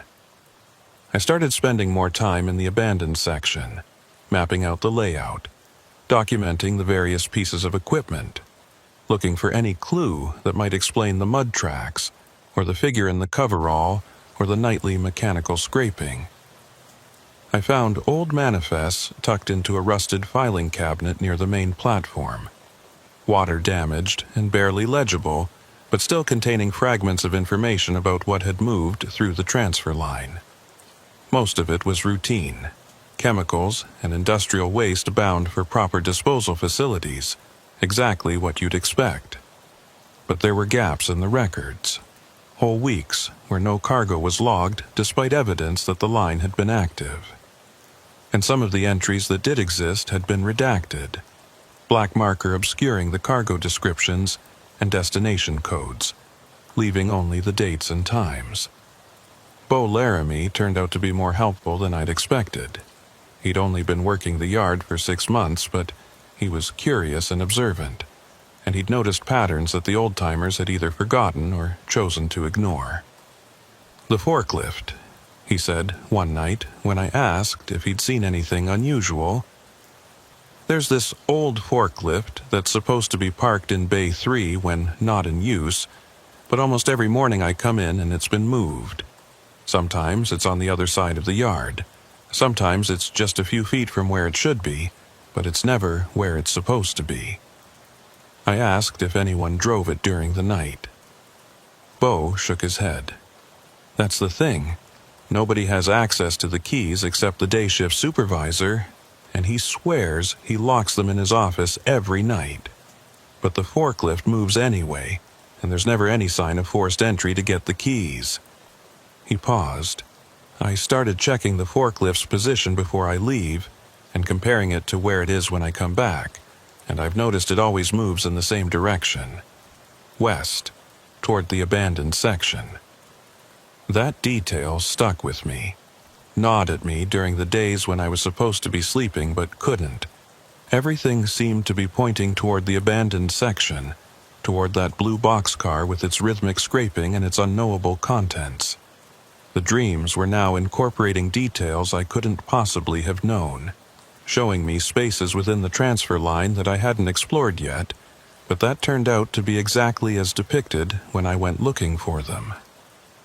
I dreamed of a maintenance shed with a broken window and 3 chairs arranged in a triangle, and when I found the shed the next night, the window and chairs were exactly as shown.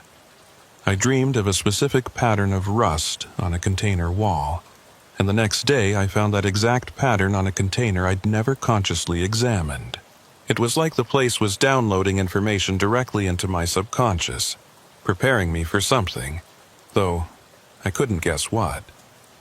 The night I decided to cut the lock on the boxcar, I made sure to tell someone where I was going. I left a note in my truck with Orla's contact information and a brief explanation of what I was attempting. Insurance in case something went wrong and I didn't come back. The crowbar I'd brought earlier turned out to be insufficient for the heavy-duty lock, so I'd purchased bolt cutters from a hardware store, industrial-grade ones capable of cutting through hardened steel. I waited until 2:30 a.m. as usual, giving myself plenty of time to get positioned before the 317 window. The walk to the staging area was routine now, almost comfortable, though my hands were slick with nervous sweat as I approached the blue boxcar. The bolt cutters felt heavy and significant in my grip, like I was carrying a weapon rather than a tool, and in a sense I suppose I was. I was about to breach a seal that had been in place for 20 years, about to open something that multiple people had warned me to leave alone.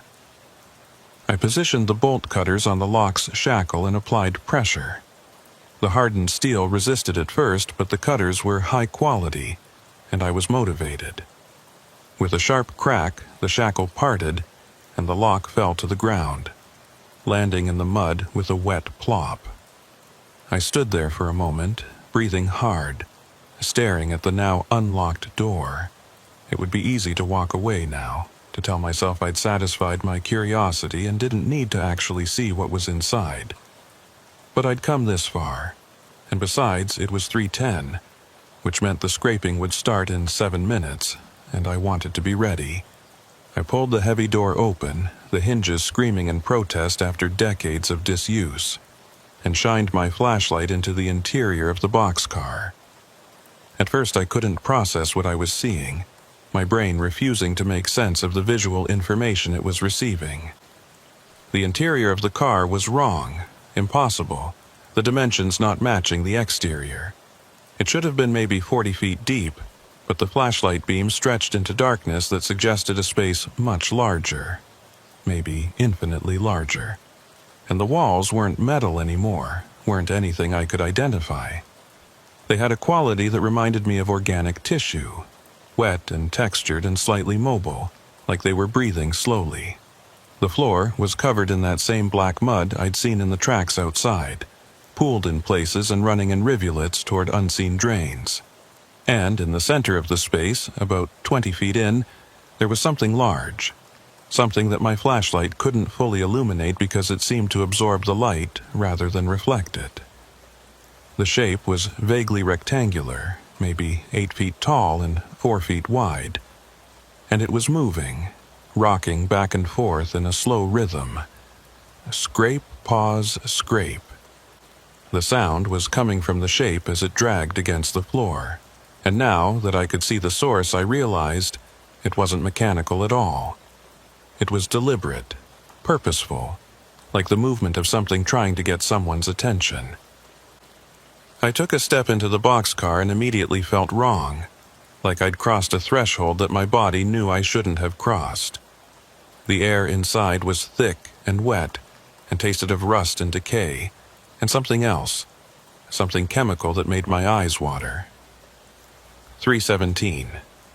The scraping intensified, the shape's movement becoming more agitated, more insistent. I raised my phone to take a video and the screen immediately glitched, showing static and fragments of images that couldn't be real. Faces in the static, hands reaching from the walls, symbols that hurt to look at directly. I lowered the phone and the glitches stopped, the screen returning to normal. Whatever was in this space didn't want to be documented, didn't want to exist in any form except immediate experience. I took another step forward, drawn by morbid curiosity and the sense that I'd been brought here for a specific purpose, that all the dreams and all the signs had been leading to this moment.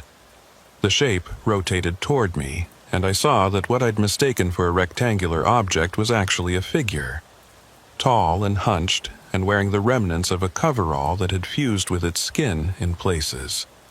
The face, if you could call it that, was a mass of tissue that suggested eyes and a mouth but didn't quite resolve into anything recognizably human. And it was looking at me, focusing on me with an intensity that made my skin crawl. The scraping sound came from its feet as it dragged itself forward, moving toward me with agonizing slowness, and I could see now that the floor was scarred with decades of these same drag marks. Deep grooves worn into whatever material the floor was made of. This thing had been scraping its way forward for 20 years, moving inch by inch toward the door that had remained locked until I'd opened it. And now I'd given it access, had breached the containment that had kept it trapped in this impossible space. I backed towards the door, flashlight shaking in my hand, but the figure kept coming, kept scraping forward, and I realized with horror that it wasn't threatening me, it was trying to reach me, trying to communicate something through its agonized movement. I forced myself to stop retreating, to stand my ground as it approached. When it was maybe 5 feet away, it stopped, the scraping ceasing abruptly, and raised one misshapen hand toward me. In its palm was something small and metallic, a badge or a tag, and even in the poor light I could make out letters engraved on its surface. I leaned closer, squinting to read, and felt my blood run cold when I made out the words, Thomas Waite, Yard Operations. I stood there frozen, staring at the badge in the creature's palm, trying to reconcile what I was seeing with what I knew to be possible. Thomas Waite was the name of the worker from the other yard, the man who'd died in an accident 12 years ago, the man whose ghost supposedly haunted Track 10 at the Chicago facility. But this couldn't be him, couldn't be the same person, because that made no sense. Implied connections across space and time that defied rational explanation.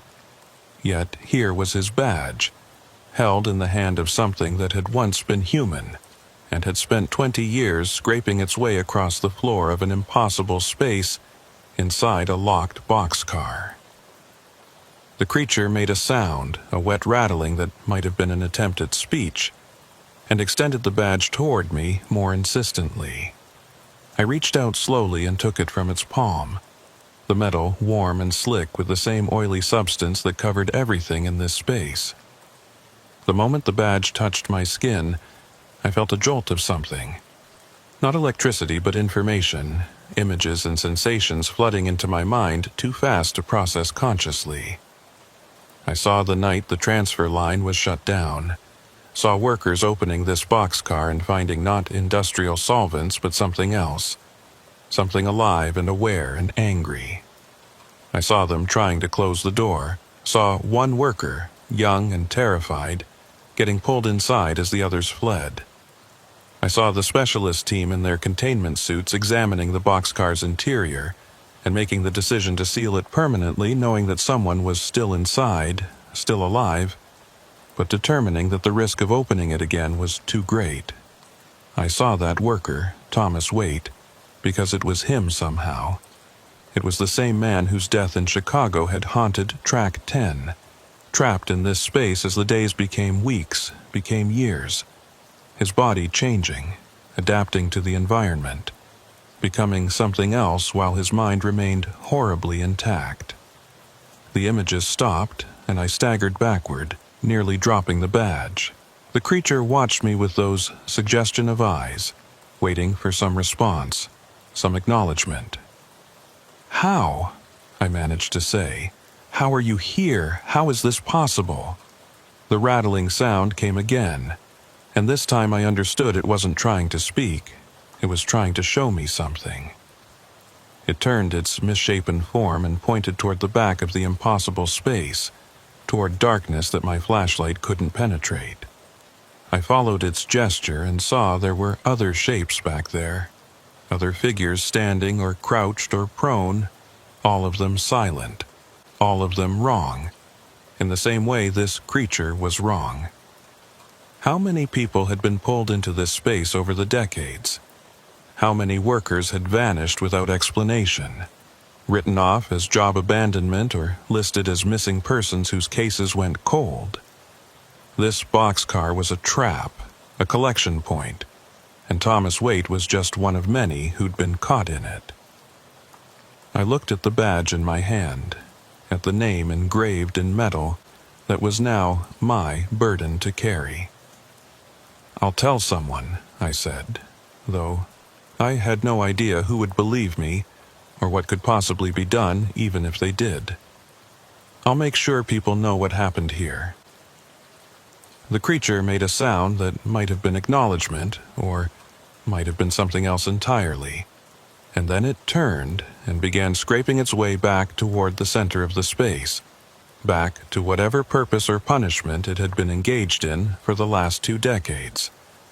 I watched it go, watched the other figures deeper in the darkness shift and move, and then I backed out of the boxcar and into the normal world, pulling the door closed behind me. The hinges screamed again, and the door settled into place with a heavy thud that felt final, terminal, like the sound a coffin makes when the lid closes. I stood there in the abandoned staging area holding Thomas Waite's badge, trying to decide what to do next. The smart play was to run, to get back to my truck and drive away and never return to this freight yard or any other yard where shadows moved wrong and sounds came from places they shouldn't. But I couldn't do that. Couldn't just walk away with this knowledge and these images burned into my memory. I pulled out my phone and called Orla, not caring that it was almost 4 a.m. and she'd be asleep. She answered on the 4th ring, voice thick with sleep. "Merritt, what's wrong?" I told her everything. The opened boxcar, the creature inside, the badge, the other figures, all of it spilling out in a rush of words that probably sounded insane. She listened without interrupting, and when I finished, there was a long silence before she spoke. "Are you still in the abandoned section?" I confirmed I was. "Get out of there right now. Come to the diner. I'll meet you there in 20 minutes. I made my way back to the fence gap and squeezed through, Thomas Waite's badge heavy in my pocket. The walk to the diner felt surreal, like I was moving through a world that had fundamentally changed, even though everything looked the same. Orla was already there when I arrived, sitting in our usual booth with 2 cups of coffee steaming on the table. She looked tired and worried and deeply unsurprised by what I'd told her over the phone. I sat down and placed the badge on the table between us. She stared at it for a long moment without touching it. "I was afraid something like this might happen," she said quietly. That's why I tried to warn you off. The yard has a history, Merritt, a history that goes back further than anyone wants to admit. People disappear here, have been disappearing here since the place was built. Not often enough to draw attention, maybe one every few years. Always someone whose absence could be explained away as job abandonment or personal choice. But they didn't leave, did they? They went into that boxcar or places like it. Places that exist in the spaces between normal geography. I asked her how she knew all this. Orla wrapped her hands around her coffee cup and stared into the dark liquid. My father worked this yard for 30 years. Maintenance crew same as me. He told me stories before he died. Stories about the places in the yard where the walls were thin, where things from somewhere else could push through into our world. The transfer line was one of those places, maybe the worst of them, and that's why it got used for hazmat cargo. The contamination wasn't chemical, it was dimensional, metaphysical, whatever term makes you comfortable. Something on the other side wanted access to our world, and the cargo moving through the transfer line gave it a foothold. The blue boxcar isn't a container, it's a doorway, and it's been collecting people for decades. She looked up at me. Opening that door was the worst thing you could have done, Merritt. Now it knows you, knows you're aware of it, and it's not going to leave you alone. The next few days proved her right. The dreams intensified to the point where I couldn't distinguish between sleep and waking, the boundaries blurring until I'd find myself in my truck cab with no memory of how I'd gotten there or what I'd been doing for the last few hours. The figure in the coverall appeared everywhere now, not just in the abandoned section but in normal parts of the yard, standing at the edges of parking lots, visible in the background of security footage, always watching, always waiting. Other drivers started avoiding me, sensing something off even if they couldn't articulate what. My loads got dropped or reassigned, clients requested different carriers, and within a week I was effectively blacklisted from the routes that had been my bread and butter for years. It was like the yard's contamination was spreading outward from me, using me as a vector to infect the larger world. Beau Laramie was the one who finally forced a confrontation. He cornered me one night near the fence line, his usual easy demeanor replaced by something harder, more desperate. "Whatever you brought back from that boxcar, you need to return it," he said without preamble. "The forklift isn't just moving anymore. It's leaving the yard entirely. I found it 3 miles away yesterday, parked on the side of the highway pointing back toward this place, and the mud tracks, they're everywhere now, not just in the abandoned section. I found them in the office, in the break room, in my goddamn truck. You opened something that was supposed to stay closed and now we're all going to pay for it." I pulled out Thomas Waite's badge and showed it to him. "This is what I brought back. It's proof of what happened. Proof that people have been disappearing into that boxcar." Beau looked at the badge with something like horror. "I don't care about proof. I care about making this stop. Take it back. Put it in the boxcar, close the door and walk away. That's the only way this ends." But I couldn't do that. Couldn't condemn Thomas Waite and all the others to continued imprisonment in that impossible space just to restore normalcy to the yard. There had to be another way. Some solution that didn't involve pretending the problem didn't exist.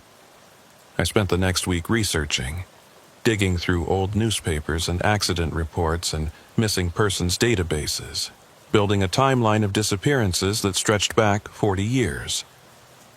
Every few years, like clockwork, someone associated with the yard would vanish without a trace. Workers, drivers, even the occasional inspector or safety auditor. All of them last seen near the transfer line section.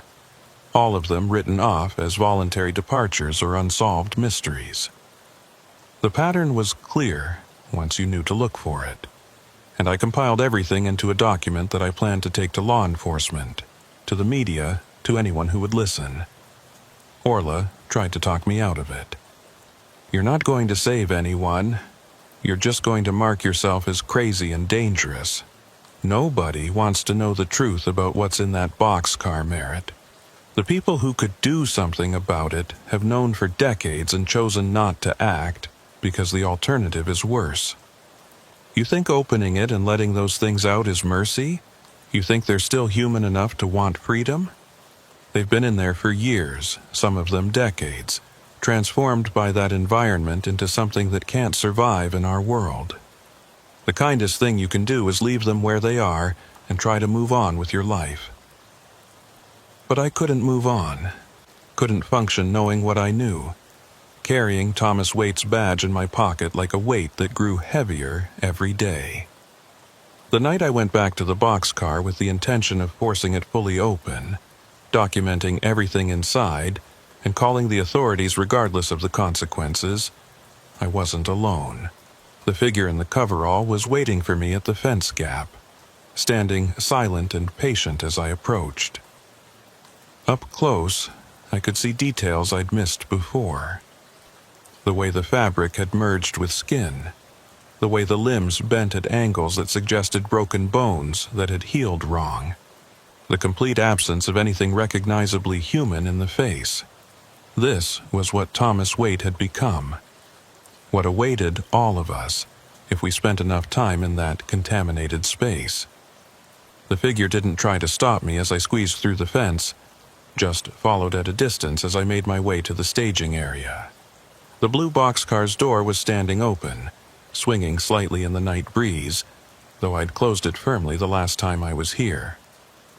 Someone or something had opened it again, and I could see shapes moving in the darkness inside, more active than before, almost agitated. I approached the threshold and looked in, and what I saw made me understand why Orla had been so insistent that I leave this alone. The impossible space inside the boxcar had grown, expanded beyond any rational geometry, and it was full now, packed with figures in various stages of transformation. Some still mostly human, others barely recognizable as having ever been alive. And they were all looking at me, all focused on the open door and the world beyond it, hungry for escape, for freedom, for a chance to exist somewhere other than this trapped pocket of wrongness.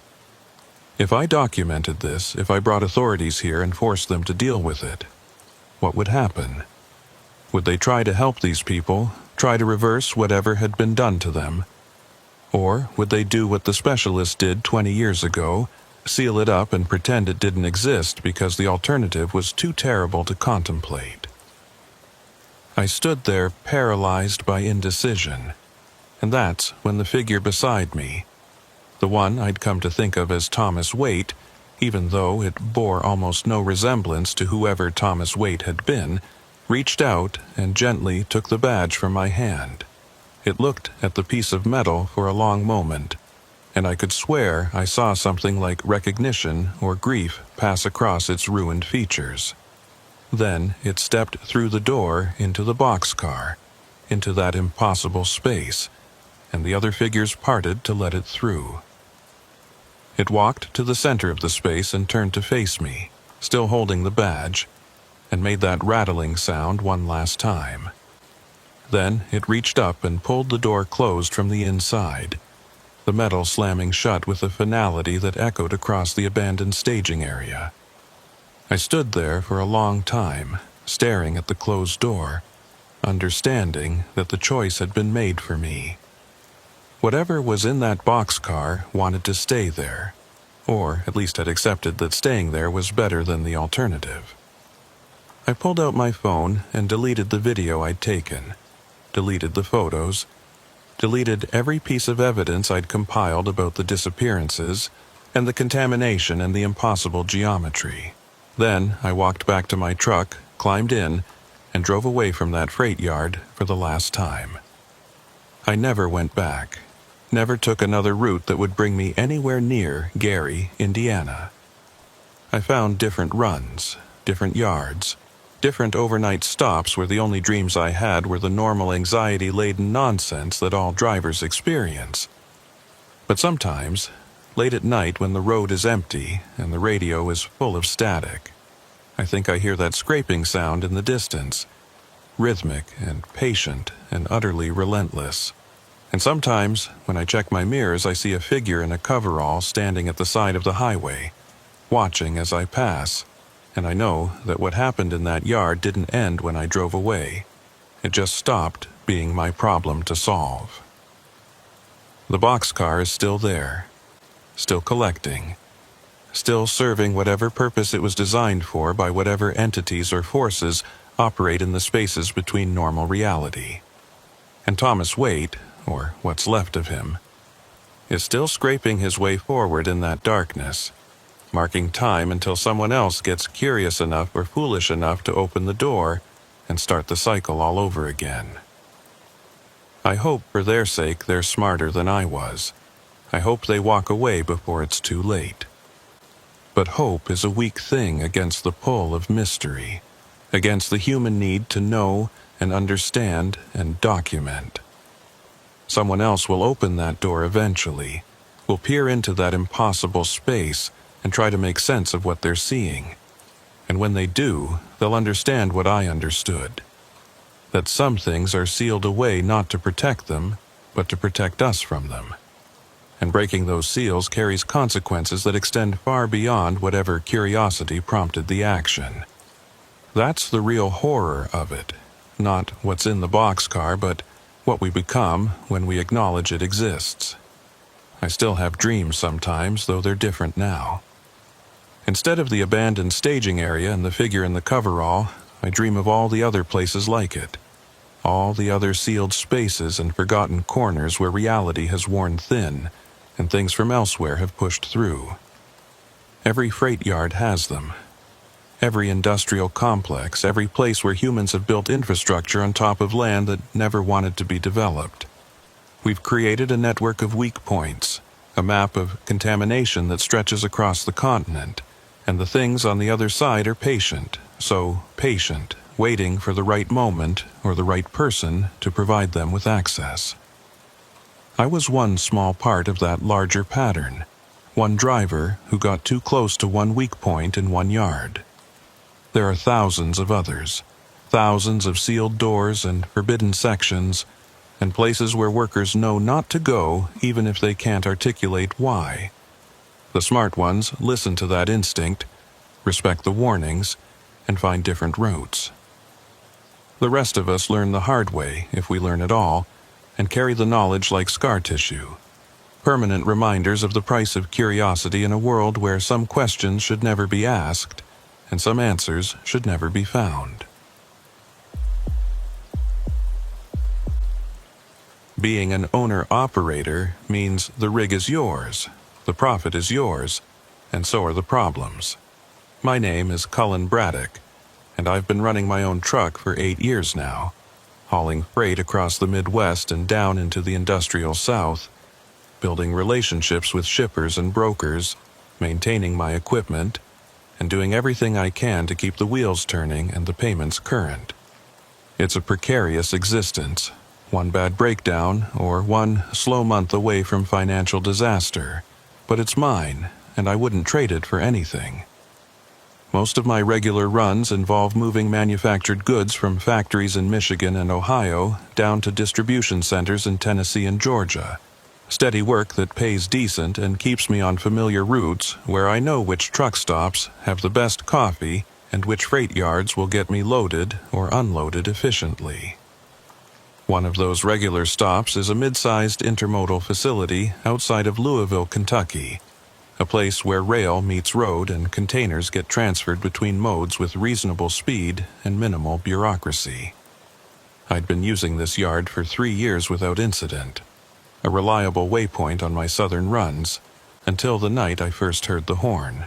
The Louisville yard is laid out in a standard configuration, with the active rail sidings running parallel on the eastern side, truck loading docks on the south, and administrative buildings clustered near the main gate on the north.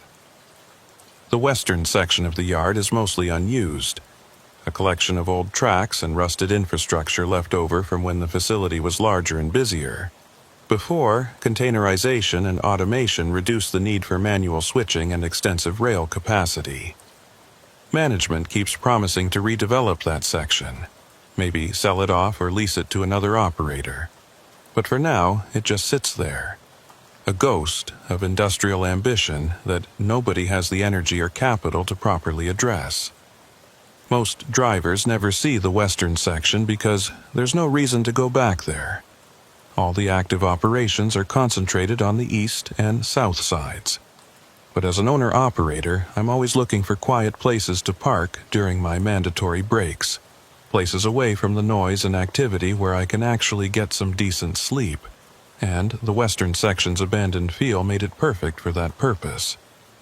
The first time I parked back there was purely practical. I'd arrived at the yard around midnight for an early morning pickup. Too late to check in with dispatch, but too early to just sit in the active truck lot, burning time. I drove past the main parking area and followed a service road that ran along the perimeter fence toward the western section, looking for a spot that would be both legal and quiet.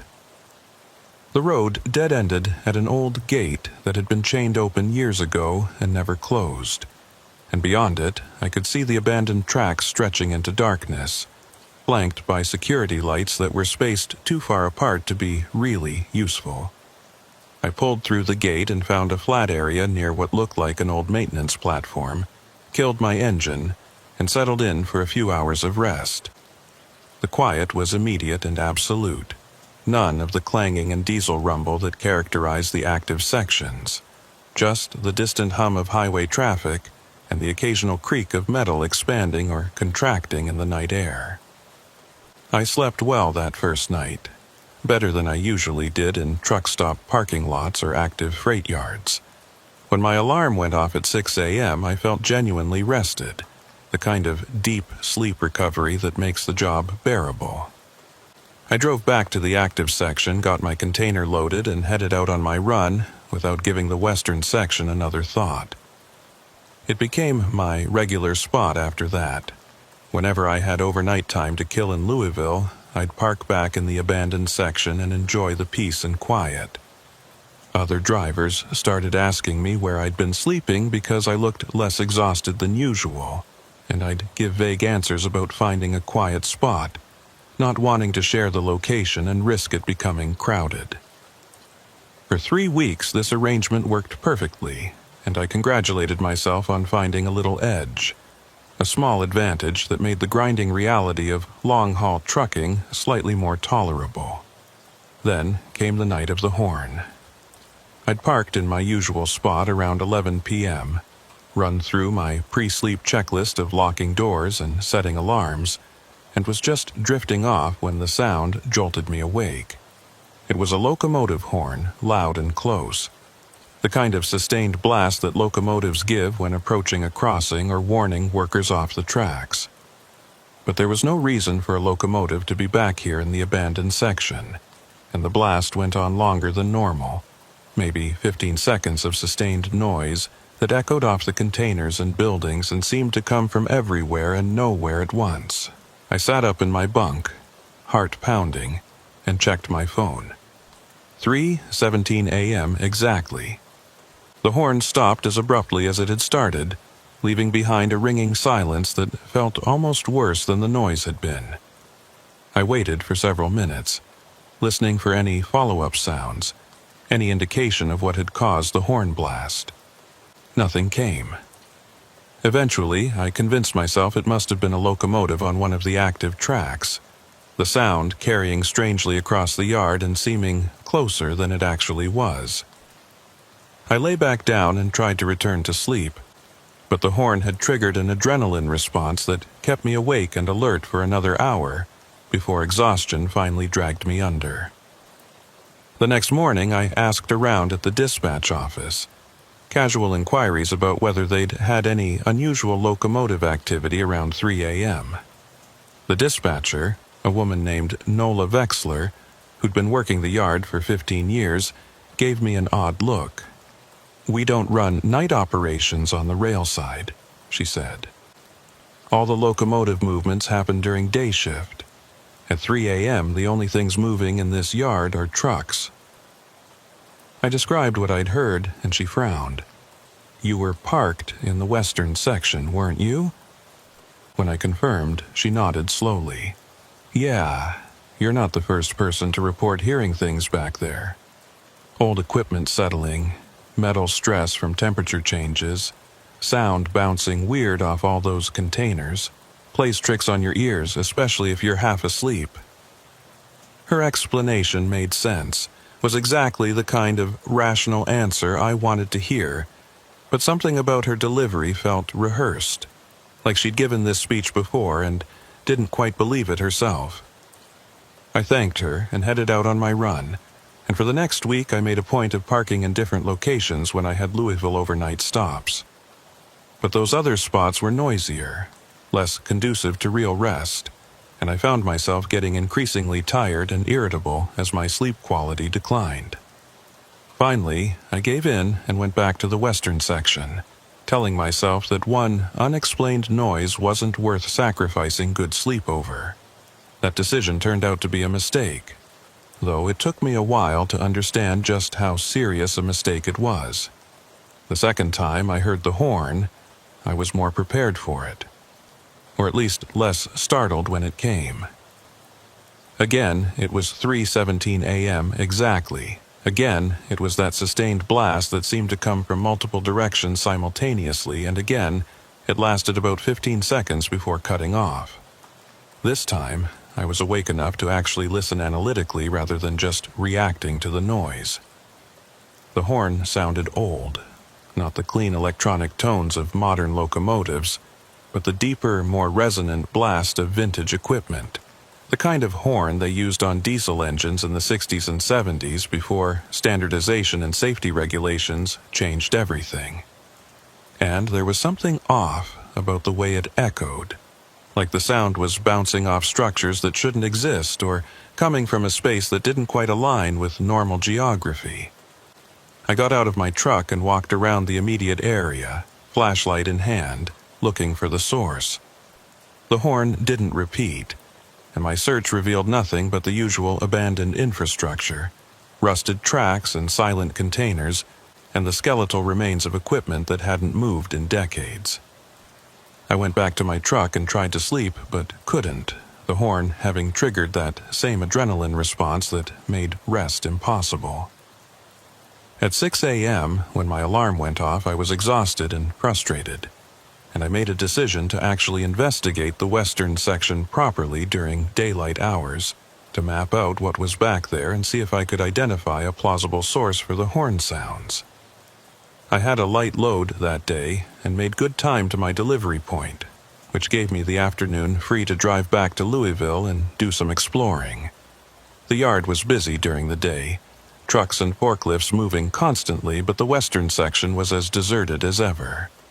I parked near the main gate and walked in, following the same route I drove at night, seeing in full sunlight what had only been visible in shadows and security light glow before. The abandoned section was larger than I'd realized, maybe 20 acres of unused tracks and platforms and storage areas, all of it slowly succumbing to rust and weather and neglect. Most of the equipment was exactly what you'd expect to find in a mothballed freight yard. Empty containers stacked 3 or 4 high, sections of rail with weeds growing between the ties, the occasional boxcar or flat car sitting idle on sidings that led nowhere. But as I walked deeper into the section, following the main track westward, I found something that didn't fit the pattern. At the very back of the yard, where the property line met an old industrial access road, there was a locomotive. Not a modern diesel-electric unit, but an older model, probably from the 70s based on the styling, painted in faded blue and gray livery with rust eating through the paint in patches. It was parked on a dead-end siding, facing away from the active yard as if someone had driven it back here with the intention of forgetting about it. The locomotive looked abandoned, windows broken out, access panels hanging open, vegetation growing up around the wheels, but something about it felt wrong in a way I couldn't articulate. I walked around the locomotive, examining it from all angles. The model designation was still visible on one panel, EMD GP38, a workhorse design that thousands of rail operations had used over the decades. Nothing special, nothing unique, just another piece of aging equipment waiting for the scrappers. But when I climbed up to look in the cab, I noticed something odd. The interior was cleaner than it should have been, less weathered, like someone had been maintaining it, or at least keeping the worst of the elements out. The control panels were dusty but intact. The seat was cracked but not rotted, and on the dashboard someone had left a coffee mug. The contents long since evaporated, but the mug itself positioned as if the operator had just stepped away and would be back any moment. I took photos of everything: the locomotive exterior, the cab interior, the positioning on the siding, building documentation without really knowing what I was documenting or why. As I was leaving the locomotive, I noticed something else that seemed significant: fresh grease on the wheels and on some of the undercarriage components. Not fresh, as in applied yesterday, but fresh as in applied within the last year or two, recent enough that it hadn't fully dried or attracted much dirt. Someone was maintaining this locomotive, or at least keeping certain systems lubricated, despite the fact that it was parked in an abandoned section of the yard and clearly hadn't moved in years. I made a mental note to ask Nola Vexler about it next time I was in the dispatch office, but I had a feeling she'd give me another one of those rational explanations that didn't quite add up. Another story about maintenance schedules or legacy equipment or bureaucratic inertia. The sun was getting low and I needed to get back on the road, so I walked back to my truck and headed out. The images of that locomotive stuck in my mind like a splinter I couldn't extract. That night, I parked in a truck stop instead of the freight yard, telling myself I needed a break from the western section and its mysteries. But at 3:17 a.m. I woke anyway, a Pavlovian response that my body had developed to that specific time, and in the distance I could swear I heard a horn blast, faint but unmistakable, carried on the wind from the direction of the Louisville yard. I was at least 15 miles away, too far for sound to carry that clearly, but I heard it anyway, or imagined I did, which amounted to the same thing. I lay there in the dark listening to the silence after the horn faded, and I knew with absolute certainty that I was going to go back to that yard, was going to park in the western section again, was going to be there at 3:17 a.m. when the horn sounded. It was like the place had established a claim on me, had marked me somehow as belonging to its rhythm and its mysteries, and resisting that pull would take more willpower than I possessed. The next week I had 3 overnight stops in Louisville, and all 3 nights I parked in the western section near the old maintenance platform. All 3 nights the horn sounded at exactly 3:17 a.m., that same sustained blast that seemed to come from the old GP38 locomotive, even though the locomotive was half a mile away and supposedly non-functional. And all 3 nights I got out of my truck and walked toward the sound, trying to pinpoint its source, trying to understand what I was experiencing. The first night I made it about halfway to the locomotive before the horn stopped and I lost my nerve. The darkness and the silence and the wrongness of the whole situation overwhelming my curiosity. The second night I got closer, within maybe 200 yards of the locomotive, close enough to see its dark silhouette against the slightly lighter sky. The horn blast came from that direction. I was sure of it. But there was no light in the cab, no sign of anyone operating the controls, just that sustained note echoing across the empty tracks. The third night, I made it all the way to the locomotive, arriving just as the horn finished its blast, and I stood there in the ringing silence examining the machine for any evidence of what had caused the sound. Nothing. The controls were in the same positions I'd seen during my daylight visit. The horn mechanism was covered in rust and bird droppings, and there was no power source that could have activated it anyway. The locomotive was dead, had been dead for years, yet somehow it was sounding its horn every night at the same time with mechanical precision. I climbed into the cab and sat in the operator's seat, trying to imagine what it would have been like to drive this machine when it was still operational. To have that much power under your control, to move freight across the country on rails instead of roads. The coffee mug was still on the dashboard where I'd seen it before, and I picked it up to examine it more closely. There was writing on the side, faded but legible. Louisville Intermodal, Night Operations 97. 26 years ago, back when this locomotive was probably still in regular service, back when the western section of the yard was still active and productive, I set the mug back down and was about to climb out of the cab when I noticed something I'd missed during my earlier visit. There was a logbook wedged between the seat and the control panel, a cheap, spiral-bound notebook with a water-stained cover and pages that had yellowed with age. I pulled it out carefully and opened it to the first page. The handwriting was neat and precise, someone who took pride in maintaining proper records. Night shift log, J. Harrow, switcher operator. I flipped through the pages, seeing entries that documented routine operations, container movements, equipment status checks, all the mundane details of running a freight yard's night shift. The entries ran from January 1997 through October 1997, and then they stopped abruptly, the remaining pages blank. The last entry was dated October 23, 97, and it read 03 Aqua, starting final sweep of western sidings, 0317, and that's where it ended, mid-sentence, the pen trailing off into an illegible scrawl as if the writer had been interrupted or startled or worse. I sat there holding the logbook, feeling cold despite the warm night air.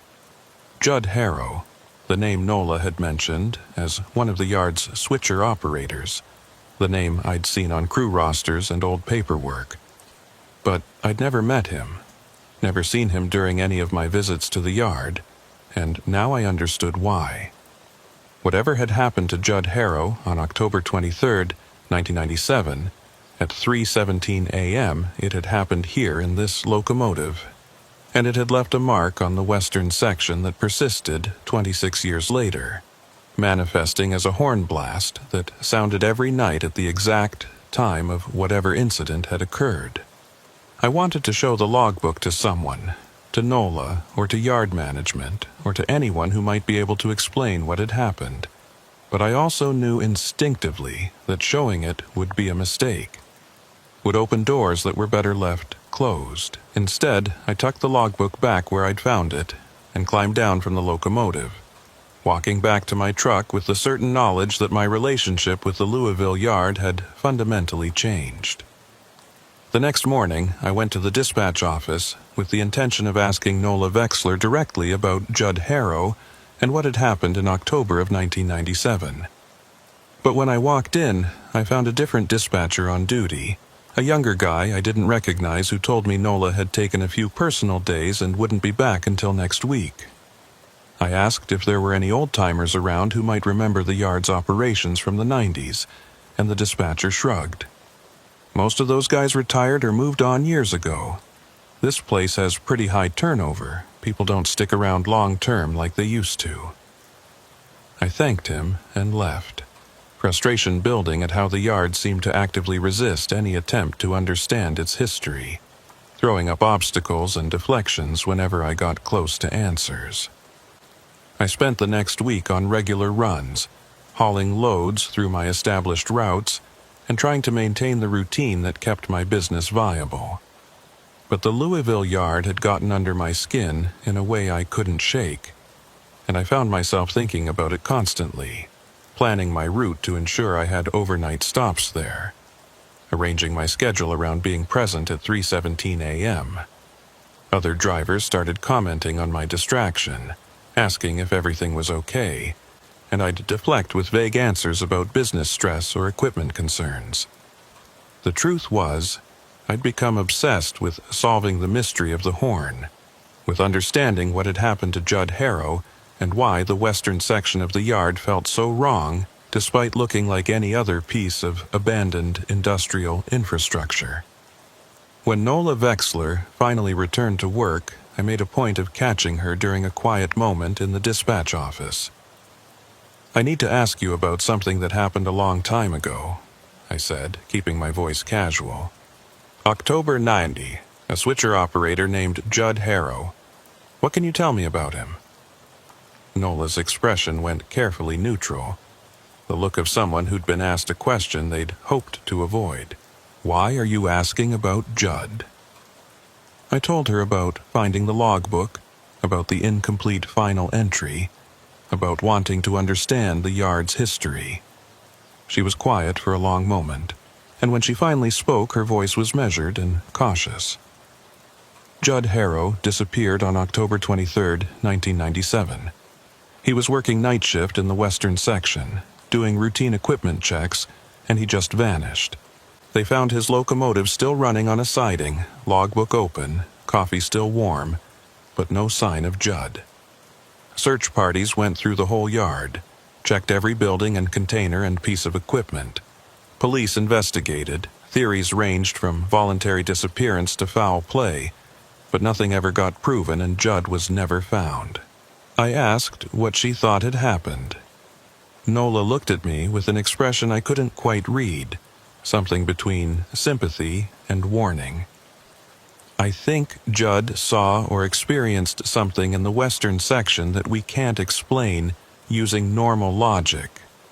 I think the yard has places where the walls are thin, where things from somewhere else can reach through, and Judd had the bad luck to be in one of those places at the wrong time. The yard management doesn't like that explanation. Prefers to think he just walked away from his job and started a new life somewhere else. But I've been here long enough to know better. The western section is wrong, Colin. It's been wrong since before I started working here, and it'll be wrong long after I'm gone. The horn you're hearing at 317, that's not a mechanical malfunction or an audio illusion. That's an echo of what happened to Judd, a piece of that night that keeps repeating itself because it never got resolved." She paused. "My advice? Find a different place to park. Don't go back to the western section. Whatever's happening there, it's not something you want to get involved with." But I was already involved, had been, since the first night I heard the horn, and Nola's warning only intensified my need to understand. I thanked her for the information and left, my mind racing with implications and questions. If Judd Harrow had disappeared from the western section, if something had reached through from somewhere else and taken him, then what was the horn trying to communicate? Was it a warning, a cry for help, a marker indicating the location of whatever threshold Judd had crossed? The only way to find answers was to be there at 317, to be fully awake and attentive when the horn sounded, to follow whatever trail it might reveal. I knew this was irrational, knew I was letting curiosity override common sense, but the pull was too strong to resist. That night I parked in the western section earlier than usual, around 10 p.m., giving myself time to prepare. I positioned my truck facing the old GP38 locomotive, close enough that I could walk to it quickly, but far enough that I wouldn't be right on top of it when the horn sounded. I set multiple alarms for 3:10 a.m., ensuring I'd be awake and alert well before the critical moment. The hours between 10 p.m. and 3 a.m. dragged interminably, every minute stretching like taffy as I waited in a state of heightened anticipation. I tried to distract myself with paperwork, with checking load boards for future runs, with anything that would make the time pass faster, but my attention kept drifting to the window and the dark shape of the locomotive visible in the distance. At 3:10, my alarms went off and I silenced them immediately, not wanting any sound to interfere with what was coming. I got out of my truck and walked slowly toward the locomotive, flashlight off, letting my eyes adjust to the darkness and the scattered pools of amber light from the distant security lamps. The yard was absolutely silent. No wind, no traffic noise, Nothing but the sound of my boots on gravel and the occasional creak of metal somewhere in the abandoned infrastructure. I reached the locomotive at 3:15 and climbed up into the cab, settling into the operator's seat with my phone ready to record whatever happened. The coffee mug was still on the dashboard, the logbook was still wedged beside the seat, everything exactly as I'd left it. I checked my phone, 3:16 and 40 seconds. Less than a minute now. 3:17 arrived with the precision of atomic time, and the horn blast began immediately. But this time, sitting in the cab where the horn mechanism was located, I could feel something I hadn't noticed before. The horn wasn't sounding from the locomotive's actual horn, which remained silent and rusted, but from somewhere else, somewhere that seemed to be overlaid on the same physical space but slightly out of phase with normal reality. It was like there were two versions of the locomotive occupying the same location, one dead and abandoned in our world, the other still active and operational in some parallel version where October 23, 1997 was still happening. Still, the sound came from that other locomotive, bleeding through the thin walls between versions, a 15-second sustained blast that seemed to carry meaning I couldn't quite decode. I held my phone up and recorded the horn, watching the audio waveform spike and pulse on the screen. Proof that this wasn't just in my head, that the sound existed even if its source didn't. When the horn finished and silence returned, I sat there breathing hard and trying to process what I'd experienced. The overlapping realities theory felt insane. The kind of thing you'd dismiss as fantasy or delusion if you hadn't experienced it directly, but it fit the evidence better than any rational explanation. If the western section of the yard was a place where different versions of reality touched or overlapped, then Judd Harrow might have slipped from one version to another on that October night, might still be there in whatever parallel Louisville existed beyond the thin walls. The question was whether that door could be opened from this side, whether I could find a way to reach through and make contact or bring him back, or at least understand what had happened to him. The smart answer was no, that trying to manipulate forces I didn't understand would end badly, but I'd already established that I wasn't making smart decisions where this yard was concerned. I climbed down from the locomotive and walked a slow circle around it, looking for anything that might indicate a threshold or a weak point. Some physical manifestation of the overlap I'd sensed. Nothing obvious presented itself.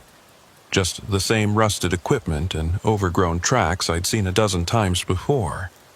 But as I completed the circle and came back to the front of the locomotive, I noticed something I'd somehow missed during all my previous visits. The tracks the locomotive sat on didn't actually connect to any of the other sidings or the main yard tracks. They were a complete dead end running maybe 50 yards from where the locomotive sat, and then just stopping, the rails ending abruptly as if they'd been cut or never finished in the first place. I followed the tracks to their terminus and found the rails had been deliberately severed. The cuts clean and precise, and beyond the cut there was nothing but empty ground where tracks had once continued. Someone had physically disconnected this siding from the rest of the yard, isolating the locomotive and creating a space that was technically part of the facility but not actually connected to it in any meaningful way. I walked back to my truck and spent the rest of the night reviewing the recording I'd made of the horn blast, listening to it over and over, trying to hear any pattern or message embedded in the sound. The 15-second duration seemed significant, long enough to convey information, but short enough to be a single coherent statement. I downloaded audio analysis software and ran the recording through various filters, looking for hidden frequencies or unusual characteristics. What I found was strange.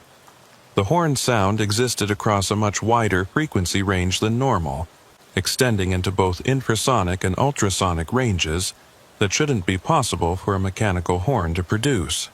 It was like the sound was coming from multiple sources simultaneously, all slightly out of sync, creating a layered effect that my ears heard as a single sustained note, But that analysis revealed as something far more complex.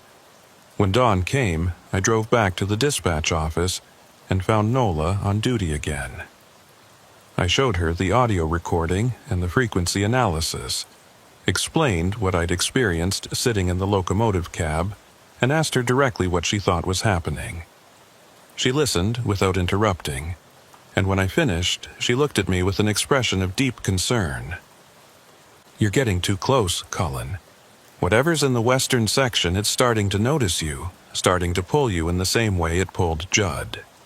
That recording you made, that's evidence you shouldn't have, proof of something that was never meant to be proven. If you keep pushing, keep investigating, you're going to cross a line you can't come back from." I asked what would happen if I crossed that line. Nola shook her head. "I don't know exactly, but I know people who've gotten too involved with the western section's mysteries. People who started seeing things and hearing things and eventually just stopped showing up to work or stopped making sense when they talked. The yard has a way of consuming people who pay too much attention to it, of pulling them into its wrongness until they can't function in the normal world anymore." I promised Nola I'd be careful, that I understood the risks, but we both knew I was lying. I was already consumed by the mystery, already too deep to pull back now. The only direction left was forward, toward whatever answers or consequences waited in the western section. I spent the next few days running my regular routes and researching everything I could find about the Louisville Yard's history, looking for other incidents or disappearances that might be connected to what happened to Judd Harrow. What I found was a pattern of low-level strangeness stretching back decades. Workers reporting unusual sounds and sights in the western section, equipment moving or malfunctioning in ways that didn't make sense, people experiencing lost time or memory gaps while working night shifts. None of it was dramatic enough to make headlines or trigger investigations. Just a steady accumulation of minor weirdness that management explained away as fatigue or equipment issues or the normal quirks of working in an industrial environment. But when I compiled all the incidents and plotted them on a timeline, I saw something significant. They clustered around specific dates, and those dates corresponded to anniversaries of the original incident on October 23, 1997. Every year on that date, and in the weeks immediately following, the reports of strange occurrences would spike, as if whatever had created the thin walls in the western section was trying to push through more actively during that anniversary window. We were currently in late October, approaching the 26th anniversary of Judd Harrow's disappearance, which meant the western section would be at its most active and most dangerous. The logical response would be to stay away during this period, to give the yard a wide berth until the anniversary passed and things settled back to their baseline level of wrong. But I'd never been good at logic where this situation was concerned, and besides, I had a feeling that the anniversary window represented an opportunity, a time when the walls were thin enough that maybe, just maybe, I could find a way to reach through and make contact with whatever existed on the other side. October 23rd arrived with a sense of inevitability that I'd been building toward for weeks. I cleared my schedule, canceling runs, and turning down loads that would have taken me away from Louisville on that specific night. Other drivers thought I was crazy, passing up good money for no apparent reason, but I couldn't explain that I needed to be in the western section of the freight yard on the anniversary of Judd Harrow's disappearance. Needed to be there at 3:17 a.m. when the walls between worlds were presumably at their thinnest. I arrived at the yard around 9 p.m. and parked in my usual spot near the old maintenance platform, close enough to the GP38 locomotive that I could reach it quickly, but not so close that I'd be overwhelmed if something dramatic happened at the moment of the horn blast. The hours before 3:17 crawled by with agonizing slowness.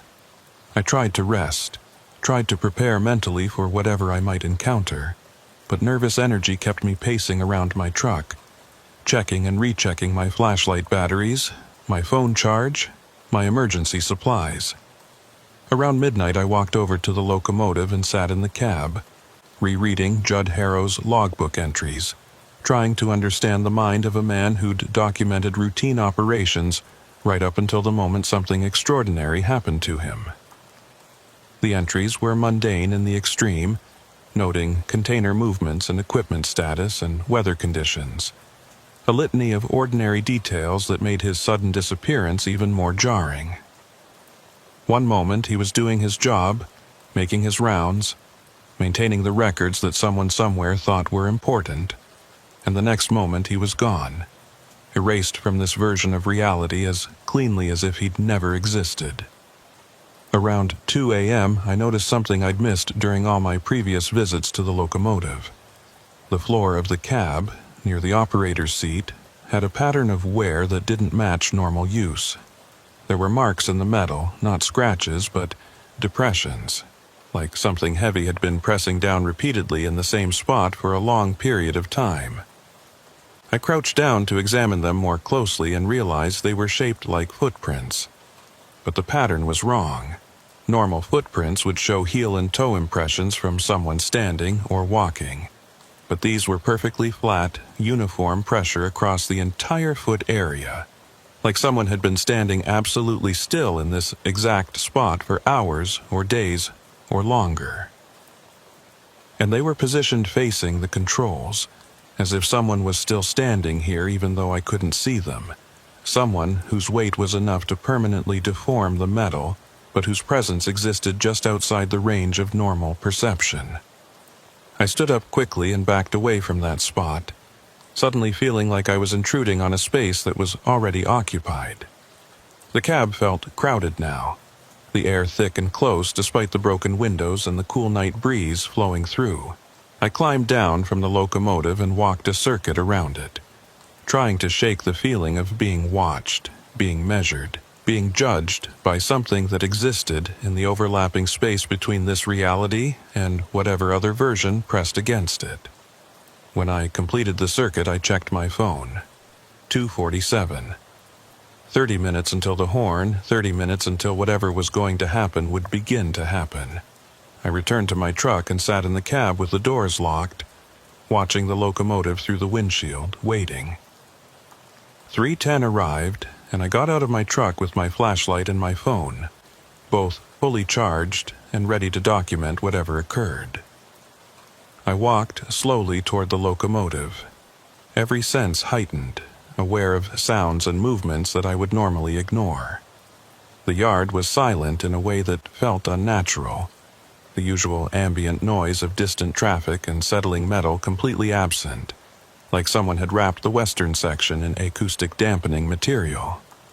As I approached the locomotive, I noticed the air was changing, becoming heavier, more resistant, like walking through invisible water that grew denser with each step. By the time I reached the cab, I was breathing hard, not from exertion, but from the sheer effort of moving through whatever field or force was building up around the locomotive. I climbed into the cab at 3:15 and sat in the operator's seat, carefully avoiding the spot where the mysterious footprint depressions marked the floor. The coffee mug was gone from the dashboard, I noticed, though I was certain it had been there earlier in the evening.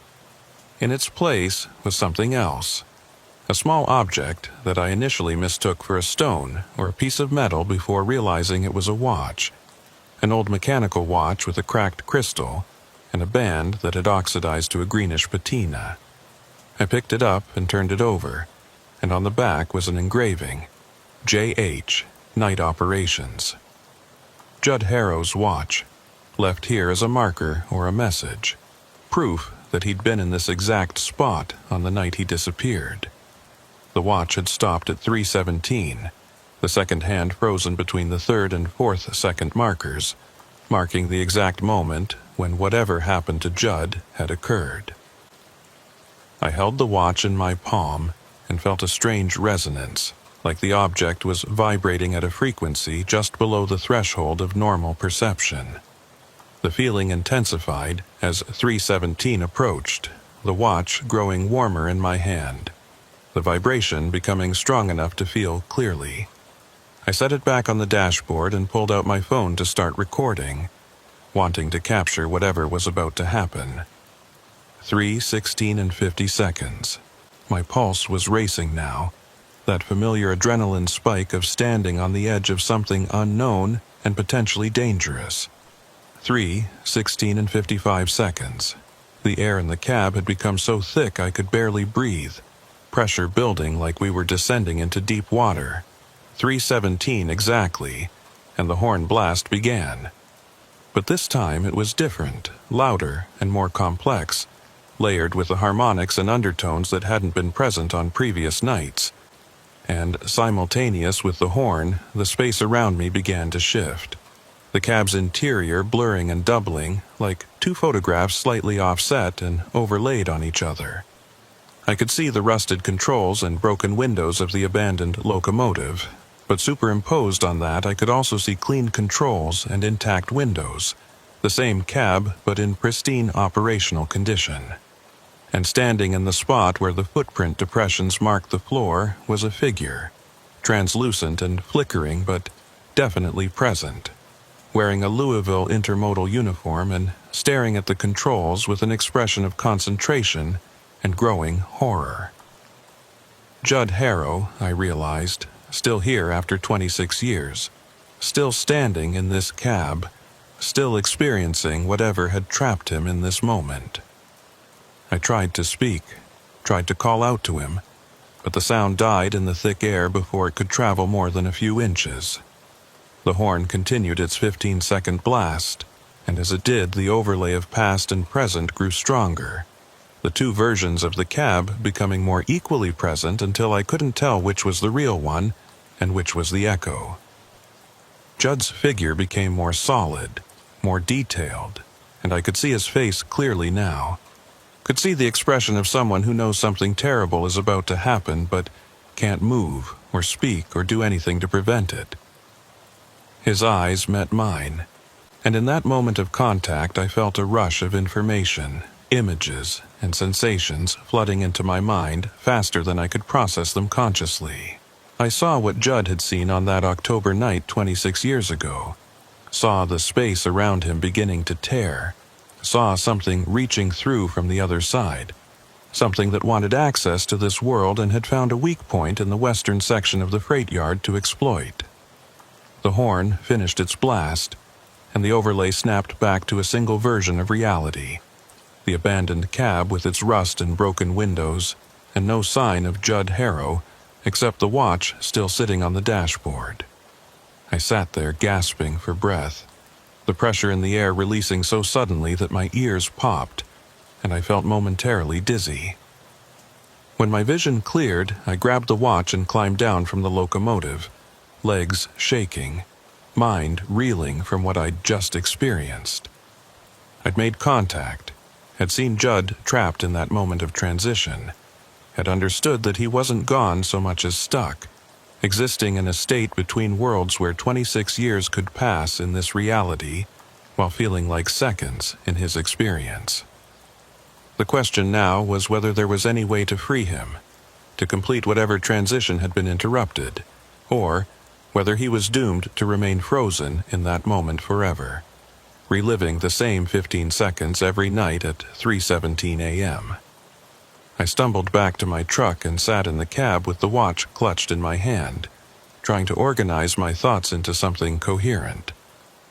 The information I'd received during that moment of eye contact was fragmentary and confusing, but certain elements stood out clearly. Judd had been performing routine checks when he'd noticed something wrong with the locomotive's control panel, a reading that didn't make sense given the equipment's supposed status.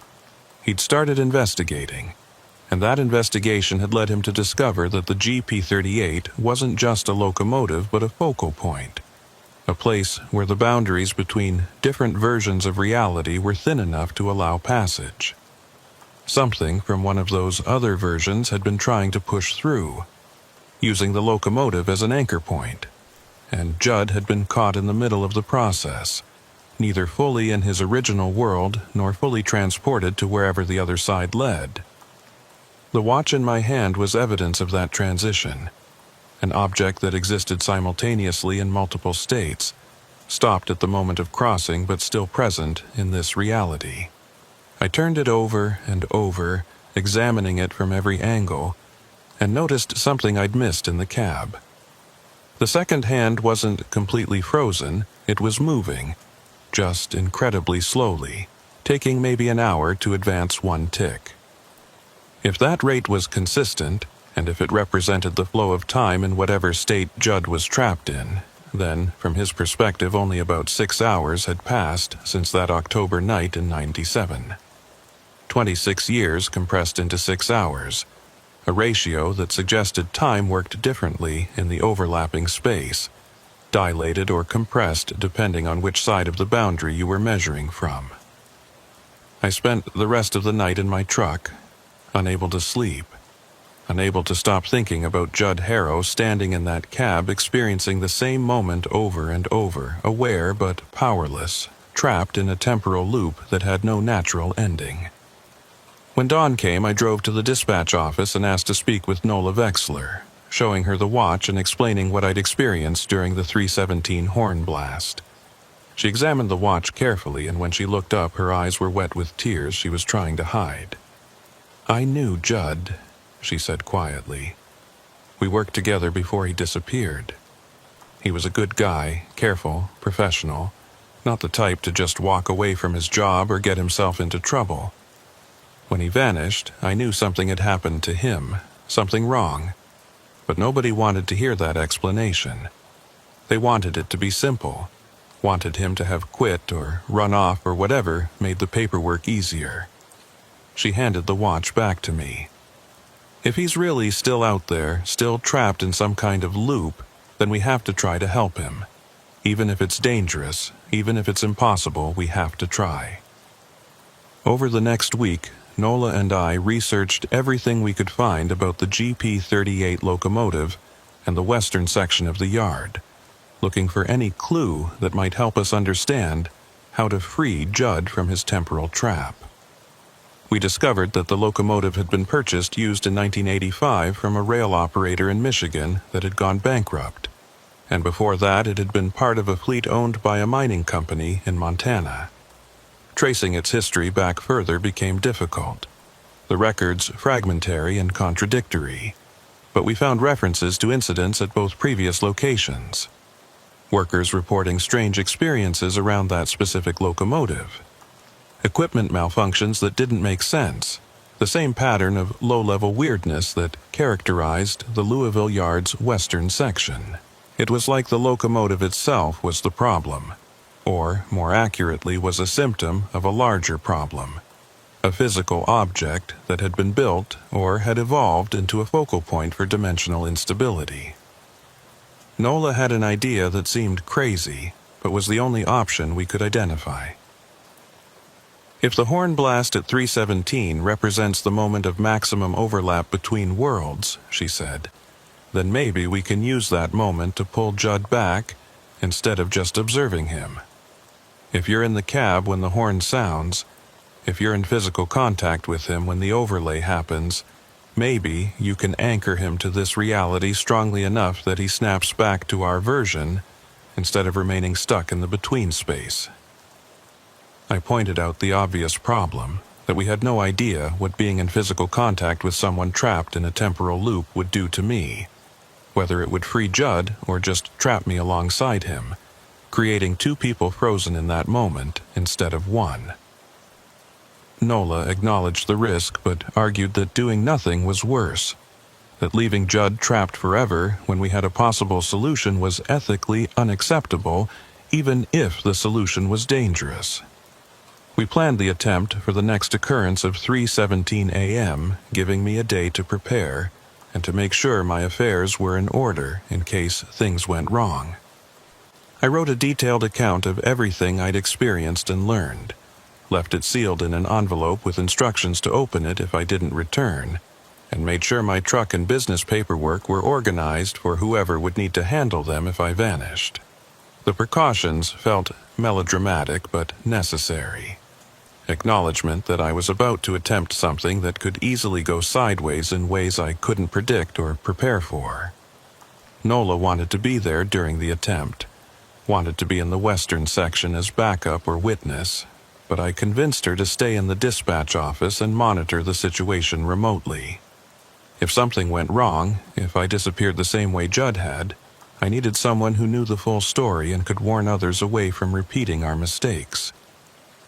The night of the attempt, I arrived at the yard around 10 p.m. and parked near the GP38 locomotive, close enough that I wouldn't have to walk far at the critical moment. The hours before 3:17 were torture, my mind running through every possible outcome, every scenario where this worked or failed or created new problems worse than the one we were trying to solve. I tried to distract myself by reviewing my notes, by double-checking my equipment, by doing anything that would keep my thoughts focused and productive instead of spiraling into anxiety. Around 2 a.m., I gave up on distraction and just sat in my truck watching the locomotive, trying to psych myself up for what I was about to attempt.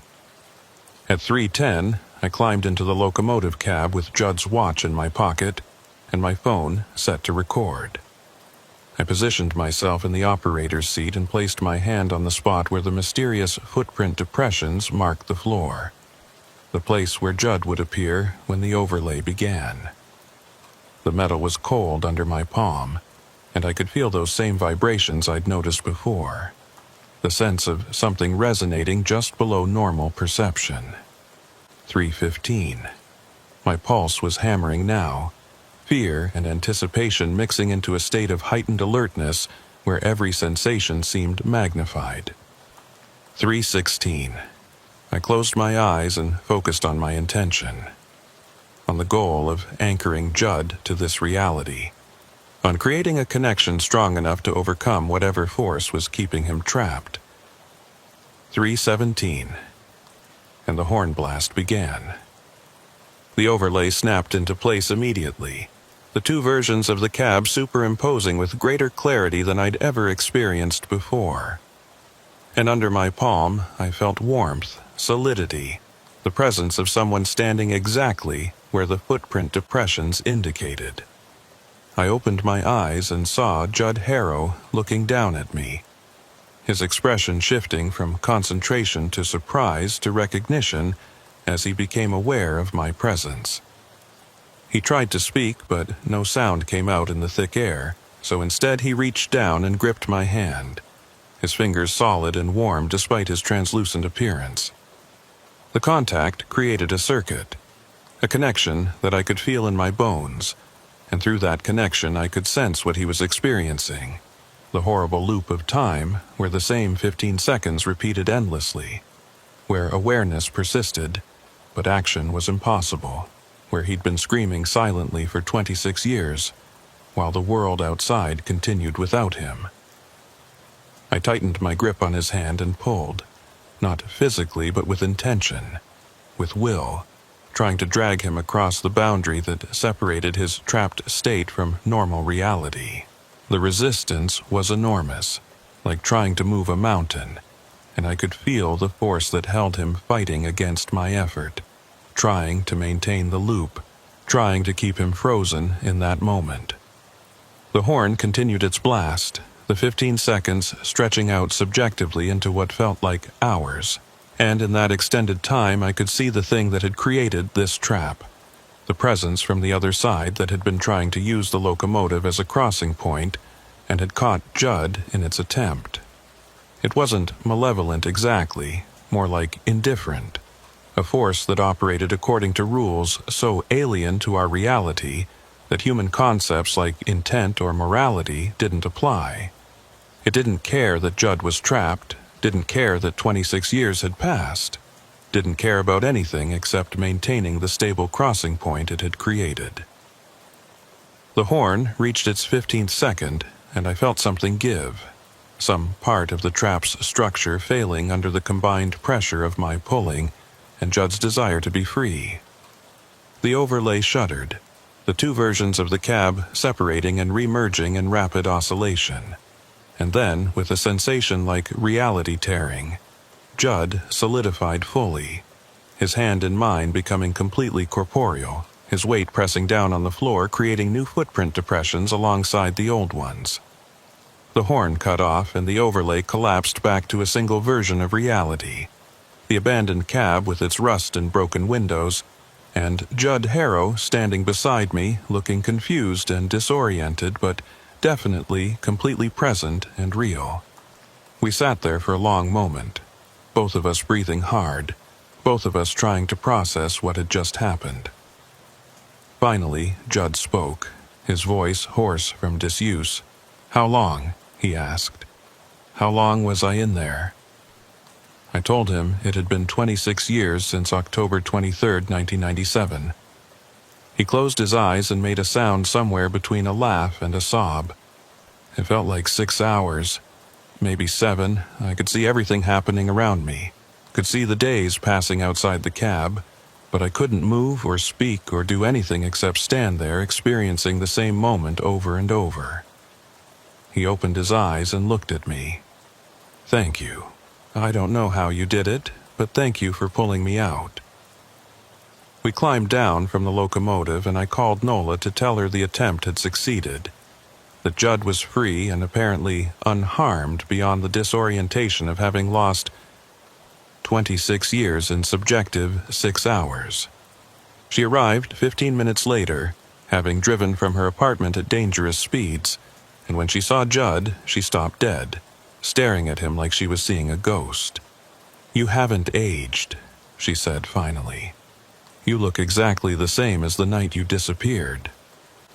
Judd examined his hands, his arms, seeming to confirm this observation.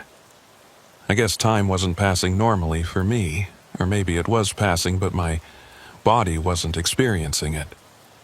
I don't know how this works. Nola approached him slowly and then pulled him into a hug that he returned with intensity, both of them holding on like they were afraid the other would disappear if they let go. The aftermath of Judd's return was complicated and strange.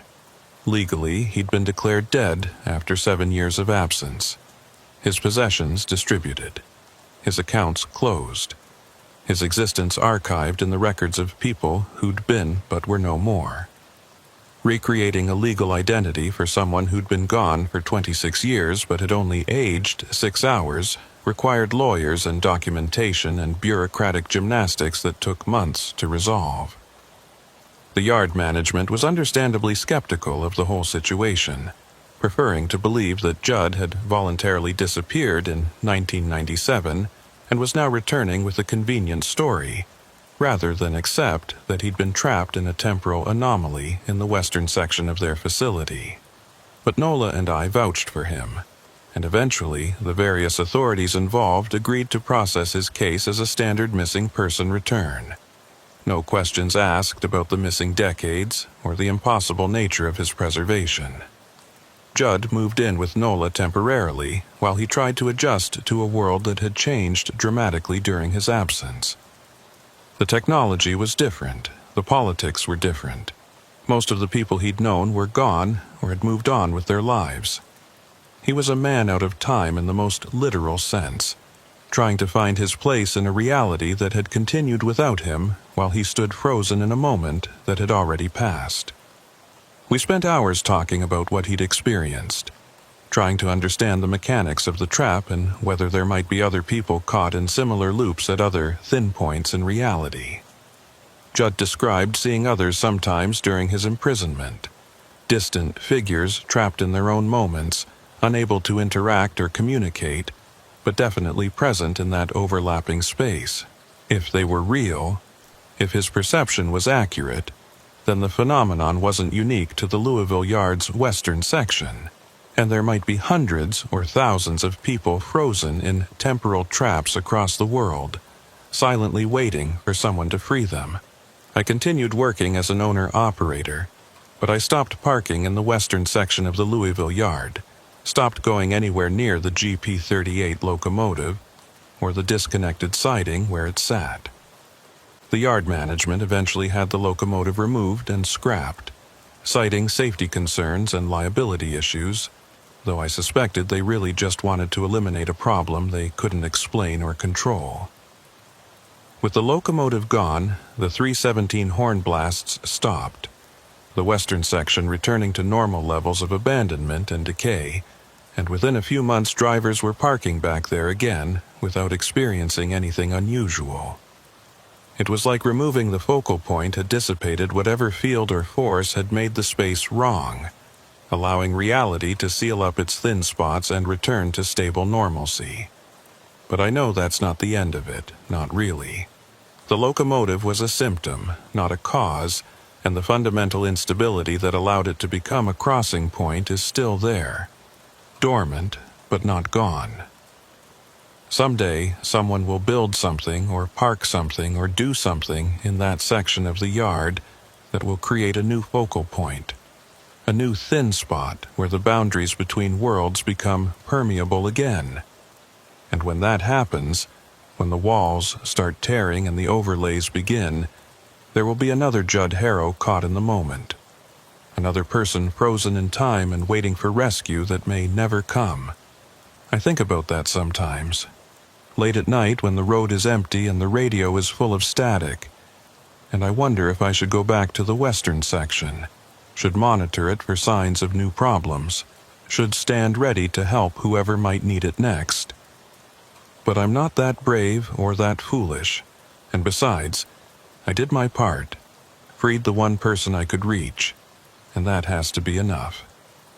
Judd eventually adapted to the new world, found work as a consultant helping rail operations modernize their safety protocols, using his experience of being trapped as a cautionary tale about the importance of proper equipment monitoring and worker safety. He never talks publicly about what really happened to him, what really caused his 26-year disappearance, but those of us who know the truth carry it like a weight, a knowledge that changes how we see the world and the spaces within it. Every freight yard has its abandoned sections, its old equipment and dead tracks and places where workers know not to go even if they can't articulate why. Most of the time, those places are just forgotten infrastructure, casualties of economic change and technological progress. But sometimes, in certain yards at certain times, those places are thin, and the boundaries between what is and what could be become permeable enough that crossing over becomes possible, intentionally or otherwise. The 317 horn was a warning, a marker indicating one of those crossing points, and ignoring such warnings is how people get lost in the overlaps, how they end up trapped in moments that extend far beyond their natural duration. I still hear horns sometimes, late at night when I'm parked in freight yards across the country, catching a few hours of rest between runs. Most of them are normal, the expected sounds of locomotives and equipment doing what they're designed to do. But occasionally I'll hear one that sounds wrong, that carries harmonics and overtones that suggest it's coming from somewhere other than the visible machinery. And when I hear those, I make a point of moving my truck to a different location, of putting distance between myself and whatever thin spot is calling out in its mechanical voice. I don't investigate anymore. Don't try to understand or document or solve the mysteries that present themselves. I did that once, saw it through to its conclusion, and learned that some knowledge carries obligations I'm not prepared to fulfill.